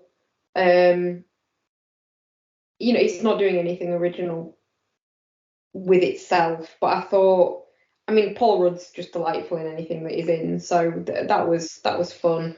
The pointy faced kid that you don't like, he's decent. The triangle face kid. Triangle face, yeah. Yeah. If I don't like him, he's just got a triangle face. So yeah, so I still didn't hate it on rewatch. It just doesn't have an awful lot of personality. Stop swearing at me. Can you even hear, or am I muted? Is Mark entertaining himself here? What's happening? No, Ian's come up on like a video and he's just swearing at me. Sorry. Yeah. So yeah, it's fine, but it's not exactly setting the world on fire. Didn't realise though, it's Olivia Wilde that plays Gozer. Yeah. Didn't realise that on the first watch. Cool. That was it. That's all I've watched on my own. Well, I watched two together, haven't we? Oh god, I haven't even logged that one. Yes. So we rewatched Goodfellas. Yes. Because why not? Why not? It's fucking great.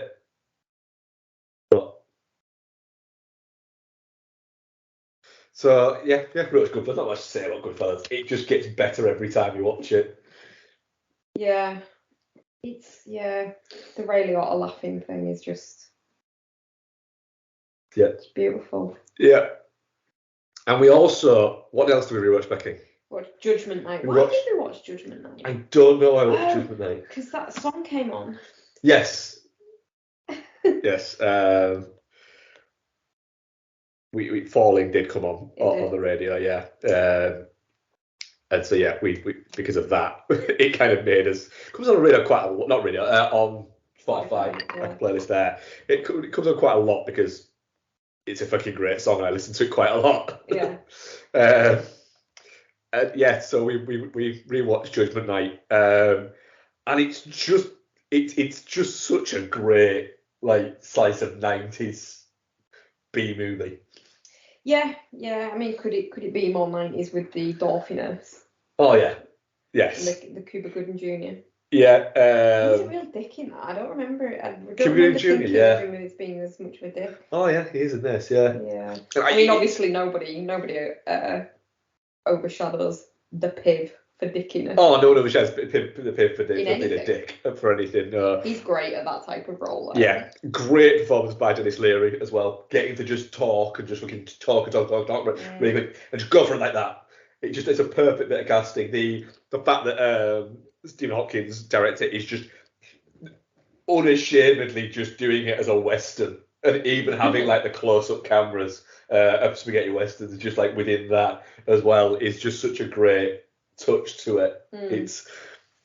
It's beautifully. You can see why Walter Hill says it's the best movie of the 90s. Yeah. And also as well, Peter Green, Peter Green's 18 months from 1993 to the start of 1995 was Judgment Night, Pulp Fiction, The Mask, and The Usual Suspects. That's a fucking hell of a 4-film run.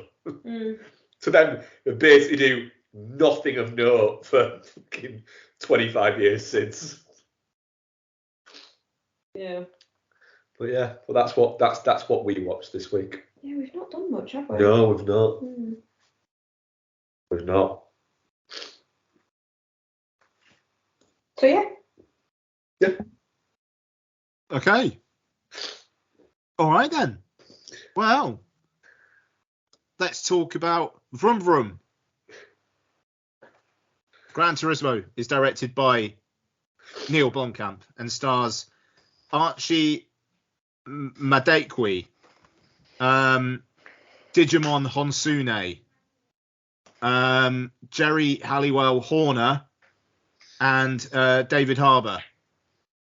So Gran Turismo is an advert about how Gran Turismo can help you race real good in real life. And I fucking loved it. But before we talk more about how I fucking loved it, here comes Mark with his bullshit opinions. Now, I want you to tell me all the reasons why you loved it first. No.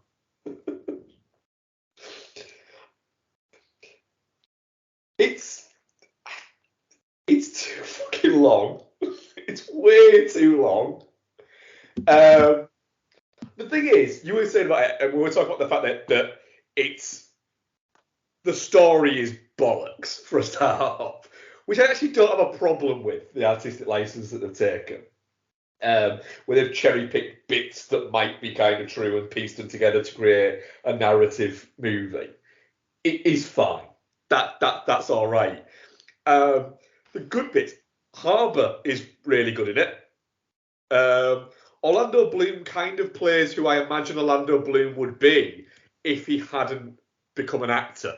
It's not exactly a stretch, is it? No, it's not. The thing is, I didn't actively dislike it. I just found it quite boring, and contains the categorically worst performance I will see of anybody in a film this year, to the point of where the entire screening laughed out loud at one point at this person. Don't you dare say Jerry Halliwell Horner. She was shit, mate. Even you, as a 5 thinking it's 5-star, she was appallingly bad in this. I thought she was all right. She's fucking awful. Honestly, my entire screening, when the big crash happens and she's there screaming, "My son! What's going on?" Everybody was laughing. Really? Everybody was laughing at that bit. And I'm not just saying that, genuinely, everybody started laughing. And people that were in my screening were really into it. The kid that was in front of me and the two lads that were behind me were really fucking into it. Like, the kid in front of me, when he won a race, was like, put his arms up and like going, "Yes!" every time he won a race. So he was well into it. But yeah, people laughed out loud at that bit. No. As our Ginger Spice correspondent, how do you respond? Wow. Well, can I say first of all, I'm delighted to be here on this auspicious occasion of reviewing Gran Turismo and the divide that it's inevitably going to cause between you two. That's fun. I was not impressed by the trailer for this and thought that I was going to be going in to watch I wanted to come on the podcast because I knew I was free this week, and I was like, great, you're doing Gran Turismo, fine, I guess. The trailer didn't do much for me, but I'll watch that. I guess watch some cars go around a track and whatever bollocks, and I'm sure it's an advert and it's all bullshit and all that type of thing. I was not anticipating to have as much fun as I had watching this. This tapped right in to the part of me that stood up and cheered at the end of the film Warrior. Like, it's just that, I don't know, I just had a really good time with it. I think it looked great. When it first started, I was really worried about Orlando Bloom and his "I'm a marketing director" voice. Like, it was just, I thought, this is gonna fucking drive me crackers. But yeah, so I was worried about Orlando Bloom when we first got introduced to Archie Madekwe. When we first got introduced to him, his voice seemed really weirdly low, and I was like, that's going to be a distraction. I don't think the first act was particularly strong, but once it gets going and it gets into the training and all that type of stuff, it's just bloody good high octane fun.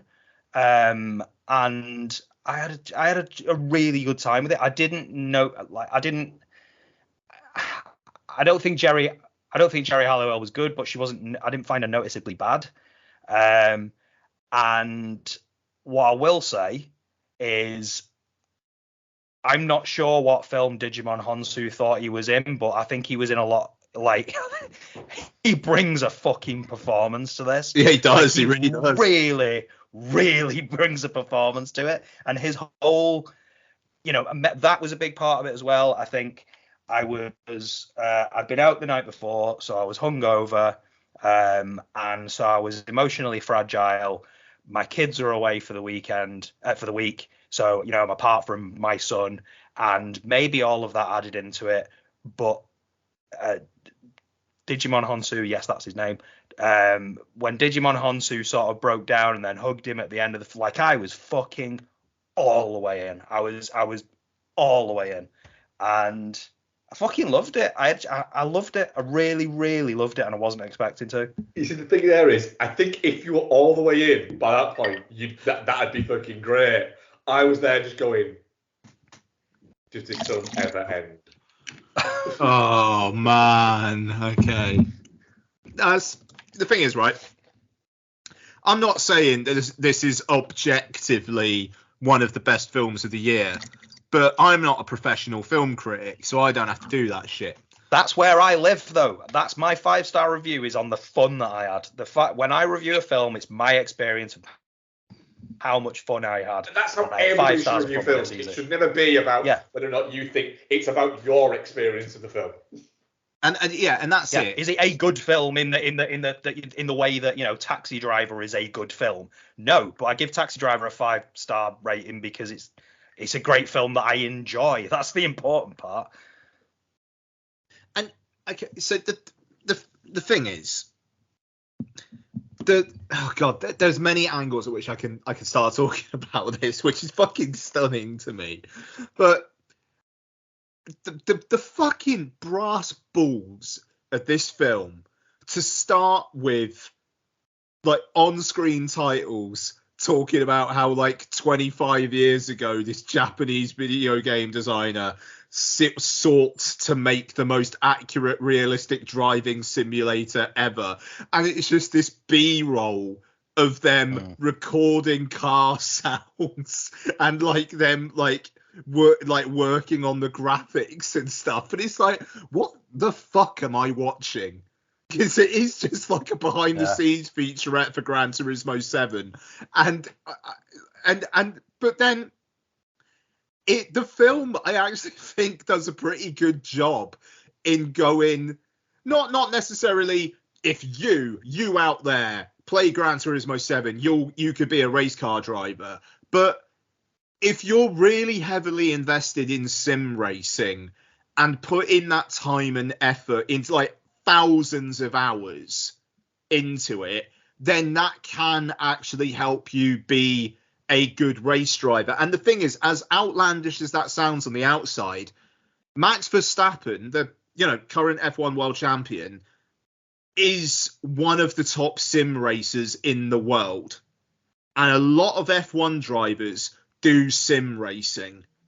And it's because the sheer, if you get the setup well, how close it is to the actual experience, apart from the fact that you're not actually physically, you don't have the real sounds and feels and stuff like that, but the actual turning the pedal and the brakes and the acceleration and whatnot, it is actually, it's a very accurate representation. Gran Turismo is not the most accurate representation, like Max Verstappen and co play this thing called iRacing on PC, but this is the thing. It's almost like knowing that does help in my mind go, okay, so this isn't as outlandish as it could be. Now, I mean, Mark's pointed out a couple of things, in real life, the crash didn't happen at this point and he wasn't the first to graduate from the GT Academy, but this gamer from Cardiff did actually drive Le Mans you know, and I like the way that the film is like third place, just get on the podium. It's not going, he's going to get like they're going to get first, you know, they're going to go all the way and they're going to do that. It's just it's got enough like kind of like not realism as such, but just like not absolutely like turning it into the most legendary legend of all time that I appreciate. I thought Archie Mukwadi, sorry, I'm probably butchering that. I thought he was really good. I'm looking forward to him being in things in the future. Digimon Honsune, Jaimon Honsu, just to be clear, Digimon Honsune is a running joke if you're not a long-term listener, just to be clear. He is terrific. Did not expect him to be like an ex-Cardiff City player. Cardiff Wales came. I knew that going in, that this guy's dad was Steve Mardenborough's son. Right, okay, so when you said that thing yesterday, so like he was just kind of like a bit of a career lower league football player. He played one season at Cardiff. He played more for Swansea than he did for Cardiff. Oh, that's wild. So I'll run through his clubs: Coventry, Wolves, Cambridge, Swansea, Newport County, Cardiff City, Hereford, IFK Osternud, Cheltenham Town, Darlington, Lincoln City, Scarborough, Stafford Rangers, Colchester again, Swansea again, Newport County again, Carradon Town, into Cardiff, where he actually played more than for Cardiff, Aberystwyth, Rayadon Town, Hereford County, Port Talbot, Llewellyn, Camarith Town, and Barry. The thing is though, is I went into this film. I don't even think I was thinking about the real world news, the real world story of this. I don't know how aware. I can't remember how aware of it I was, but I didn't really know, and I didn't really need to know, and I didn't really want to know. It's not part of. It just wasn't. I don't care. Like how truthful it is. I don't know how. I think in the case of the sort of Jaimon Honsu's character, the purpose of having him in that role is that, you want to show that this guy had his own success at a club, and they pick a club, and that's Cardiff City, and that's that. I don't know how much. I don't know how much the extra detail wouldn't have made the film any better, would it? It's just you've got to ground it in something. So the only one issue I have with I have no problem with the altering of the story at all. You've kind of got to make a film, because the actual story is nowhere near as interesting as the film needs to be. The only one I think that there's been a few people who've had a few problems about this is kind of using the death of a spectator to kind of have it as the inspirational moment that gets him going again. Is a little bit, especially the way it's kind of to say the death of the spectator is the inspiring thing. He's not inspired by the death. He's not inspired by it, but it's the bit. They use that as like it's the main thing that knocks his confidence, and then he pulls himself back to go and get to third place in Le Mans. It is a little bit, especially the fact that the reference it of no, that man did die because he loved motorsport was a little bit like, ooh, yeah. That's a bit. Okay, yeah, I mean, yes, the fact that they kind of explain that away by going, it's not your fault, it was essentially his fault for being a spectator at motorsport. Hang on, to be clear, if I'm killed by wreckage at the Bahrain Grand Prix, this episode is going to age badly. Yeah, awfully, to be fair.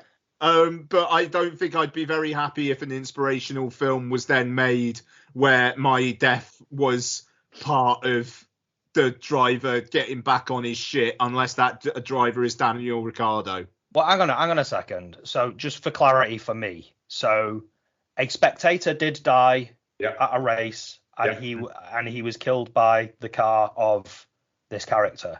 Yes. That is all true, right? Yeah. Yes. Okay, so if Not that in the happened and sequence- that had, Not in the but sequence of how it happened. like if that's the fundamentals of what happens in this film, in order for him to, in order for them to say this obstacle comes along and it shatters him as it would, and then he's able to overcome that. Like, that's not a problem for me. I don't need it to be the exact. I mean, I don't need it to be the exact. The thing is, it happened 2 years after he raced Le Mans.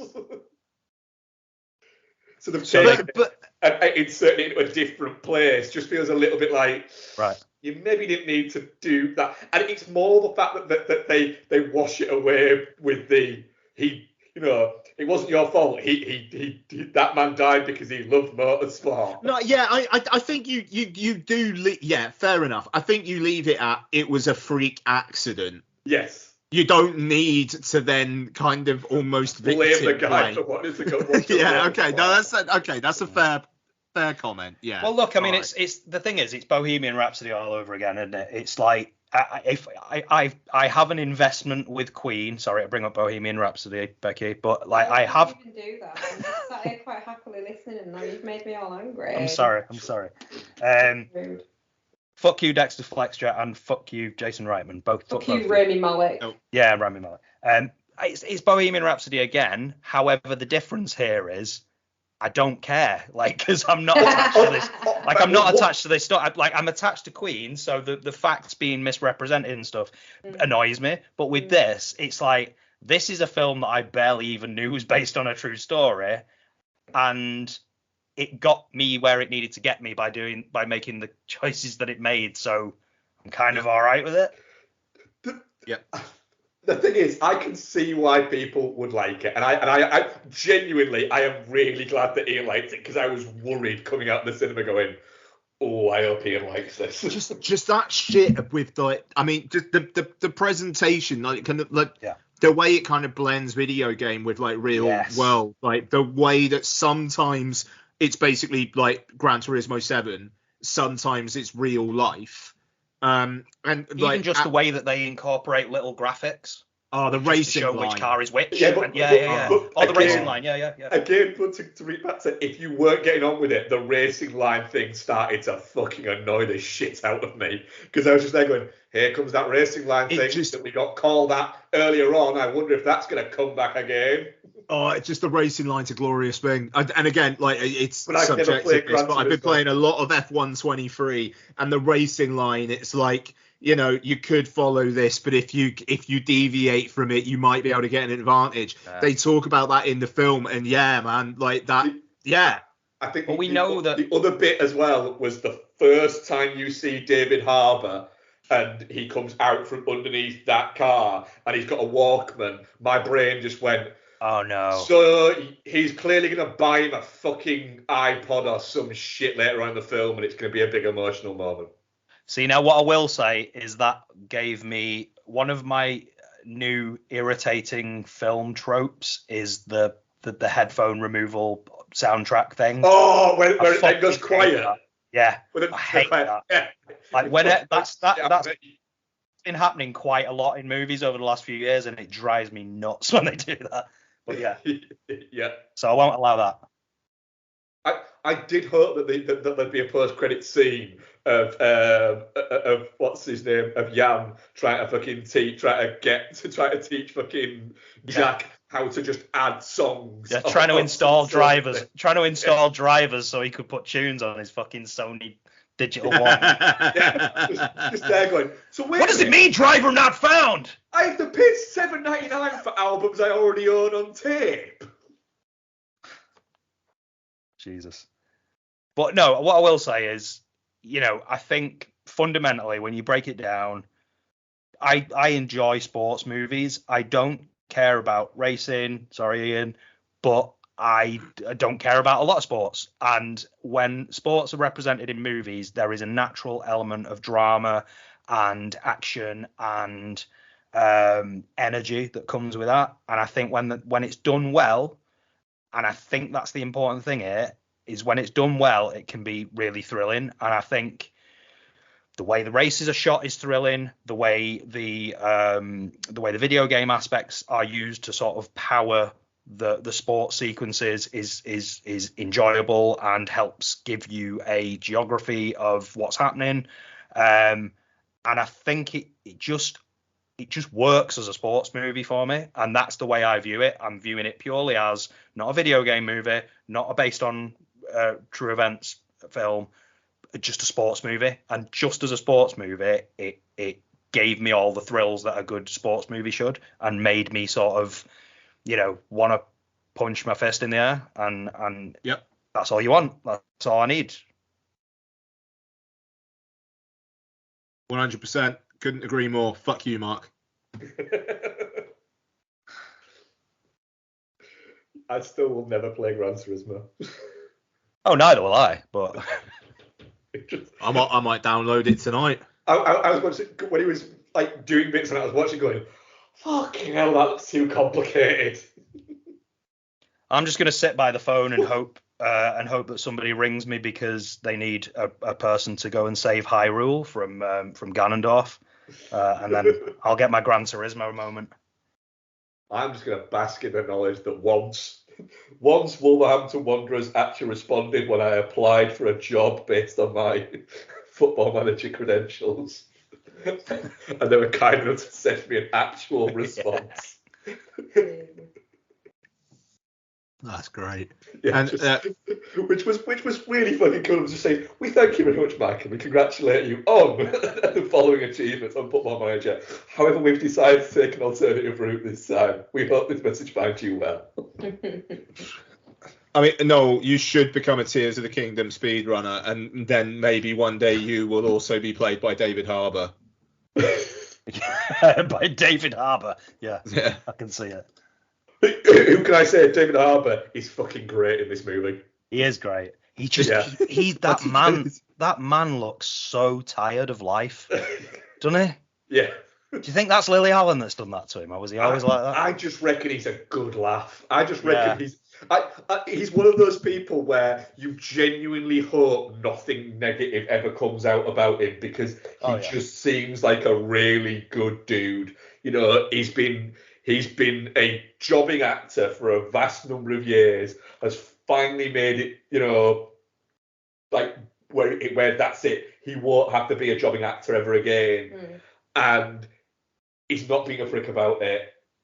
That YouTube show he did about his apartment and the design of his apartment, where he watched it going, "That's a fucking nice apartment, that is. It's a really nice apartment." And he's just talking about going, "I just really like plants." Him and Lily Allen, that's a fun couple. Yeah. And her thing about the fact that she wanted him to put weight back on, because when he lost a little weight, she was like, "This isn't the man I married." I will say, Becky, did you not see this then? No. Oh. I'm not into car racing shit. Okay. What I will say is I will be rewatching it. Charlie has an interest in seeing it. I want to see it in the cinema again, and I think it'll be a good film for Charlie, because I think he'll respond to the gamer aspect of it, but he'll respond to the sort of the sports aspect of it as well. So I think he'll have a good time with it. So I will be going to see it again. Not next week, the week after, if it's still about, which it probably won't be. I don't think it will be. To clarify, I would have watched the fuck out of this as a kid. I was a massive F1 guy when I was younger, and would have loved it. And as a boy who games, Charlie will probably fucking love it. I think he'll love it. Yeah. There's two lines I'm not shitting on it. It's just I'm not into it anymore. And the whole, having worked with Chris, who was like, "Oh well, I can basically drive better than all you guys because I played Gran Turismo," I just couldn't do it. Yeah. It's just, I think, despite not having a driver's license. Yes. I'm still not having a driving license now, years later. Fuck that guy. Because he had to go on 2 separate full week courses.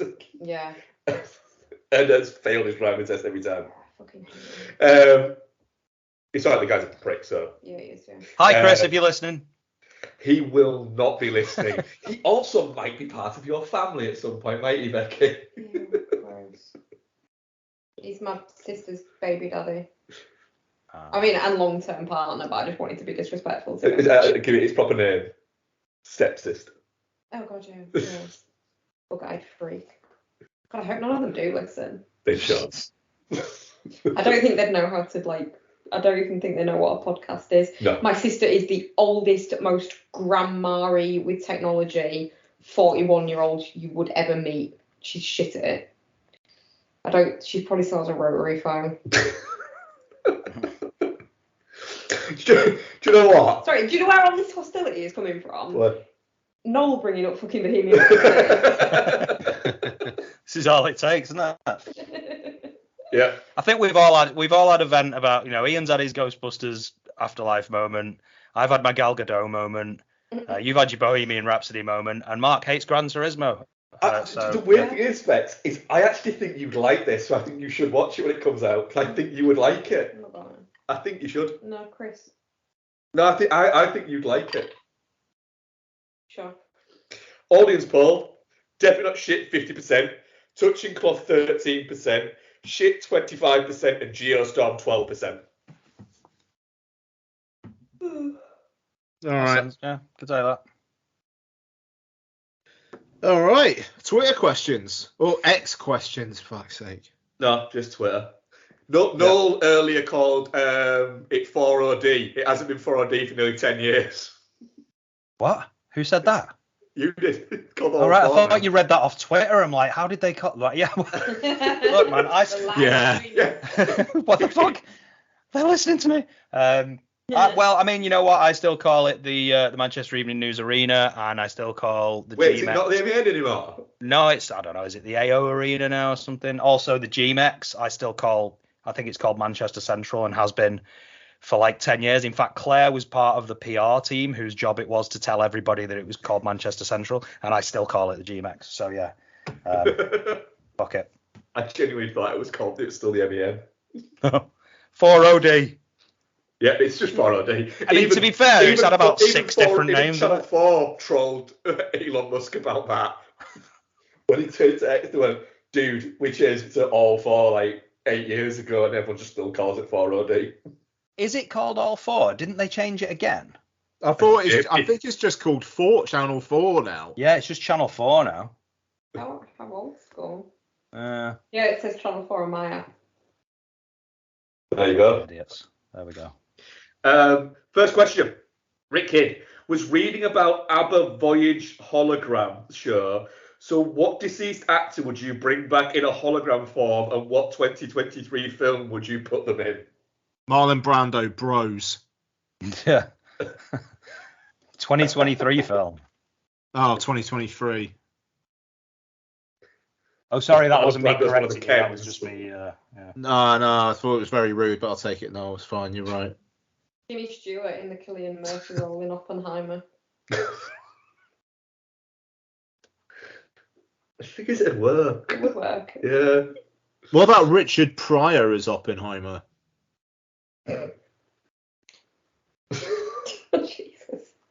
I'm going to have Philip Seymour Hoffman in the lead role of The Little Mermaid. as the Little Mermaid. Yeah, as The Little Mermaid. That's good. That's pretty fucking good, that. Oh, I have to do one now, don't I? Yeah, I was thinking, I wonder what everyone else is going to do. That's me. Oh my god, I've got a thing, actually, guys. So, right, Mark said we're really stupid earlier in the week, and I made a note of it on my phone so I didn't forget to print it on the podcast. No, you create a folder on your phone. No, well, it's a note which is titled Stupid Mark. So it's abuse. We I can't remember what it was you were trying to make me do, and so Mark got muddled up on what you say in your wedding vows, and he went, I'm pretty sure in your vows you promised to protect, honour and serve. I was like, didn't join the fucking police force, Mark. It's love, honour and obey. And then he looked really stupid. Just sorry, just before I forgot. Protect and serve. You fucking dumbass. Just wanted to share that with you. This is the thing. What was he at the time? Was he trying to get you to protect him, honour him, or serve him? Serve. Okay, let's not go any further. Yeah, I think it was something dirty, to be fair, wasn't it? Probably was, yeah. Didn't work. Leslie Nielsen. Nice. In what film can he be in? What film can he be in Flash. from this year? As the Flash. As Yeah, the that'd Flash. be Yeah, be that's it. I mean, to be fair, you've picked a doozy there. Leslie Nielsen in pretty much any film from this year would be great. You could have him as Ken in Barbie. Well, I was thinking that. And I thought that might be a little bit too obvious. Leslie Oppenheimer. Woman role in The Flash, just turning up and smirking at the end in a Leslie Nielsen-y way. Leslie Nielsen as Dominic Toretto. No, as Dominic Toretto's son. His son Brian, Yeah, his son Brian. named after his still alive friend. He's definitely still alive, friend. We've totally not forgotten that he's just dead in real life. John Dangerfield. We've had Oppenheimer and we'll have Saw Patrol later this year. What movie pairings would you like to see and what would you call them? Oh God. This is an intense. Oof. Yeah, I've just fully nixed Twitter and deleted Um, and everything, so I don't see these. Aquaman and the Lost Kingdom, and whatever Jackie Chan film is out that week. Aqua Chan.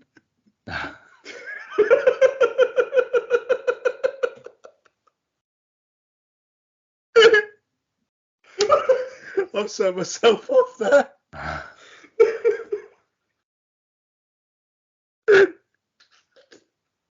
Forget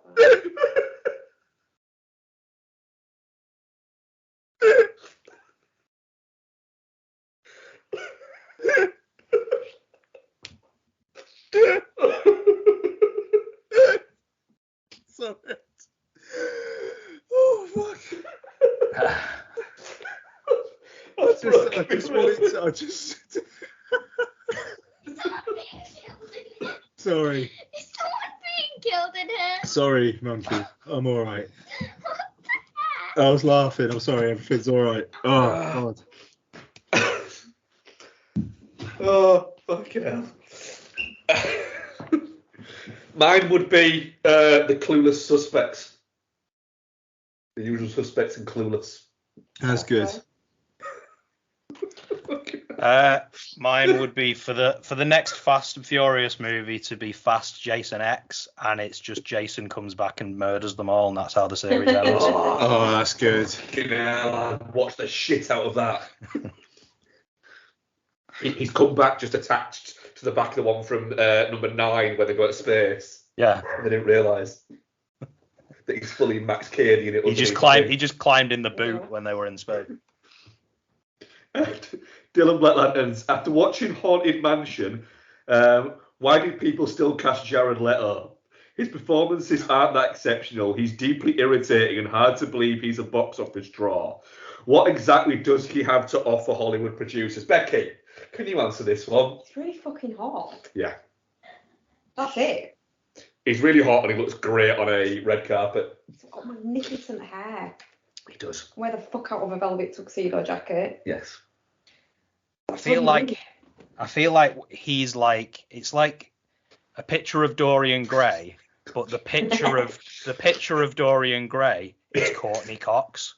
So like he's getting more beautiful and she's starting to look weirder. But I mean, that's perfect because there is an inflection point where they're both the same person. Totally, 100%. And you know that I think it was somehow 1998. David Arquette. Yeah, that's great. He does have a certain amount of on-screen charisma as well. Like, it's not No, just he because don't. he's pretty. He does. I like him. I don't know. I like him. I like him. I don't know why everybody doesn't hates now, him. dude. There's an amount of on-screen charisma for you because he is a draw for you. That's what I'm talking about. There's a certain je ne sais quoi. He's good to watch in stuff. He's not good in stuff. I just think it's partially Kinsey scale problem. He's just because I look at him and go, he's a fucking good looking guy. Would he get it? He'd get it, yeah. Yeah.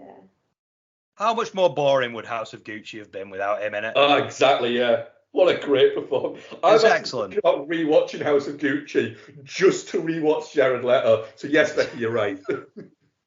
I enjoy Jared Leto, and I still say that there was a good version of his Joker that we never saw, and maybe we'll see it one day. But I think we might see that. we might see it. But like, I think his Joker was potentially pretty good.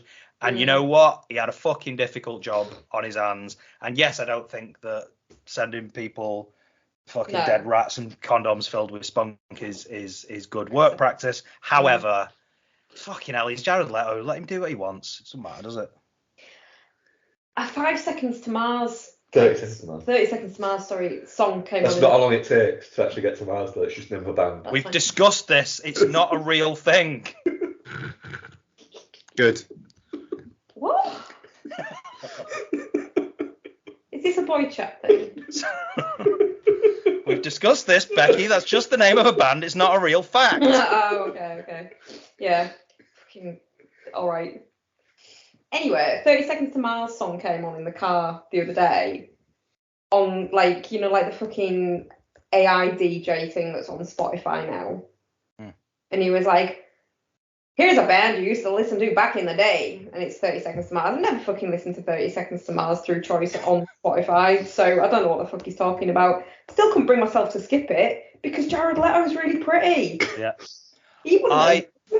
So my friend, a friend of mine used to work for, I may have told this story before, a friend of mine used to work for NME, and I used to get invited to like random gigs all the time just because he was their sort of Mancunian correspondent guy who just reviewed all the gigs that were going on in the north. And he contacted me and he was like, you're into all that emo shit, why don't you come and watch 30 Seconds to Mars with me and I'll pay for your drinks all night? And I was like, all right, yeah.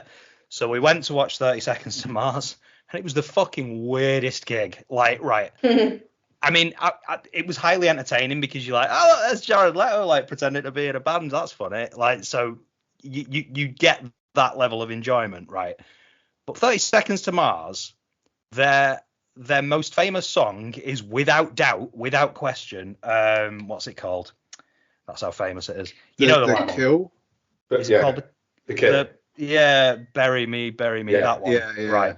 So that's their most famous song. So you're thinking, all right, well, that's how they're going to finish the set then, right? So about halfway through the set, I noticed that there was another stage. So Manchester Evening News Arena, we're sat on the equivalent of like the halfway line, if you like. The stage is down one end, and then we noticed that there's another stage down the back end, right?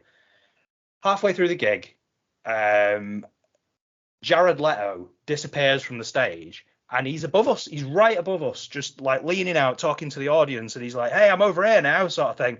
And then talking to the audience. And then he disappears again. And it's just silence for like 10 minutes. And then he pops up in another bit of the stadium. He's like, hey, I'm over here, everybody. Hey, like that. And everybody's going crazy. And I'm like, what the fuck is happening? Like, what is happening? And then suddenly the lights come up at the other end of the stadium. And it's revealed that this is another stage, and then all of the band come out onto that stage where all the speakers are facing the back of the auditorium, and they play that song to the 200 people that are at the back of the stadium, while everybody else in the stadium is looking at the back of a load of speakers going, what the fuck's happening? We came here for this song. Like, they played their most famous song to the back of the room. We were all just stood there going, what? Whose decision was this? This is a terrible idea. I mean, that's a great trolling. It's bizarre. So You got feel that everybody big Jared that Leto decision. made it to the front of the stage, and now we're going to play the song you've probably been waiting for to the people who just fucking stumbled in when we were halfway through our set. pretty much, yeah. I mean, I can't complain. The ticket was free and so was the booze, but yeah, weird choice. That was it for questions. Okay, there we are. We're done. We hope you enjoyed it. And if you didn't, why didn't you stop? Coming up next week, we've got that cheeky Blue Beetle. He's coming to whelm everybody. He's coming, and then he might be just as quickly going. Who's to say? I actually don't think this looks bad. I think It's gonna be the most 3 out of 5 film ever made, and that's absolutely fine. Do you know that's not bad for DC though? No, Yeah. like, it's gonna be perfectly diverting. And you know what? Yeah. That kid, I've watched the first 3 seasons of Cobra Kai, and that kid is extremely charming and lovely and likable. So I Oh, think is he it'll offered be. that? Yeah. He's the main okay. character in that, and he's great in that. He's perfectly charming, and I think this could be. It's going to be mired by comparisons to Iron Man and various other things, and people are going to be wondering where the hell it fits in with this sort of James Gunn situation, and does it fit in at all?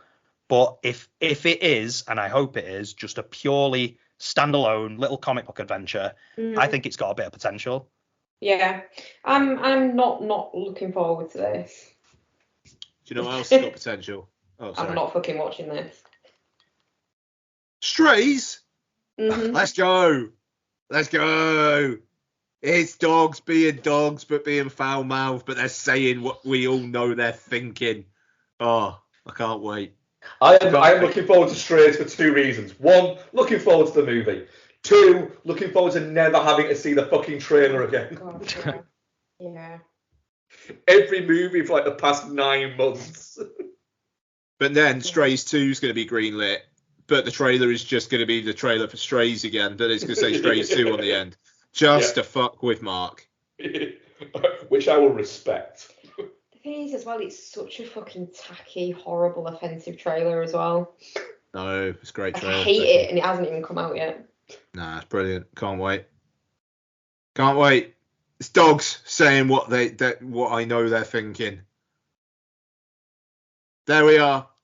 Gin Spice correspondent Noel Mellor. A pleasure. We'll have you on again next time Jerry Halliwell's in something. Fantastic. Gran Turismo 2, here we come. Review of Drive to Survive Season 6 coming in February next year. Fine. She's in. Yeah, because she's married to the guy who runs Red Bull. Right. So okay. she's actually in on a few episodes away from being completely caught up with Drive to Survive. She's in this latest season quite a lot. It's weird. Oh, Mark, you are going to look so fucking stupid when she gets an Oscar nomination for Best Supporting Actress. No, I won't. Right. Okay. But in all seriousness, thank you very much for your time. Thanks for having me, man. It's been fun. Thank you very much, Noel. Good Cheers, job. Noel. Thank you Thank very you, much, guys. Noel. Mark, bit disappointed in your performance today.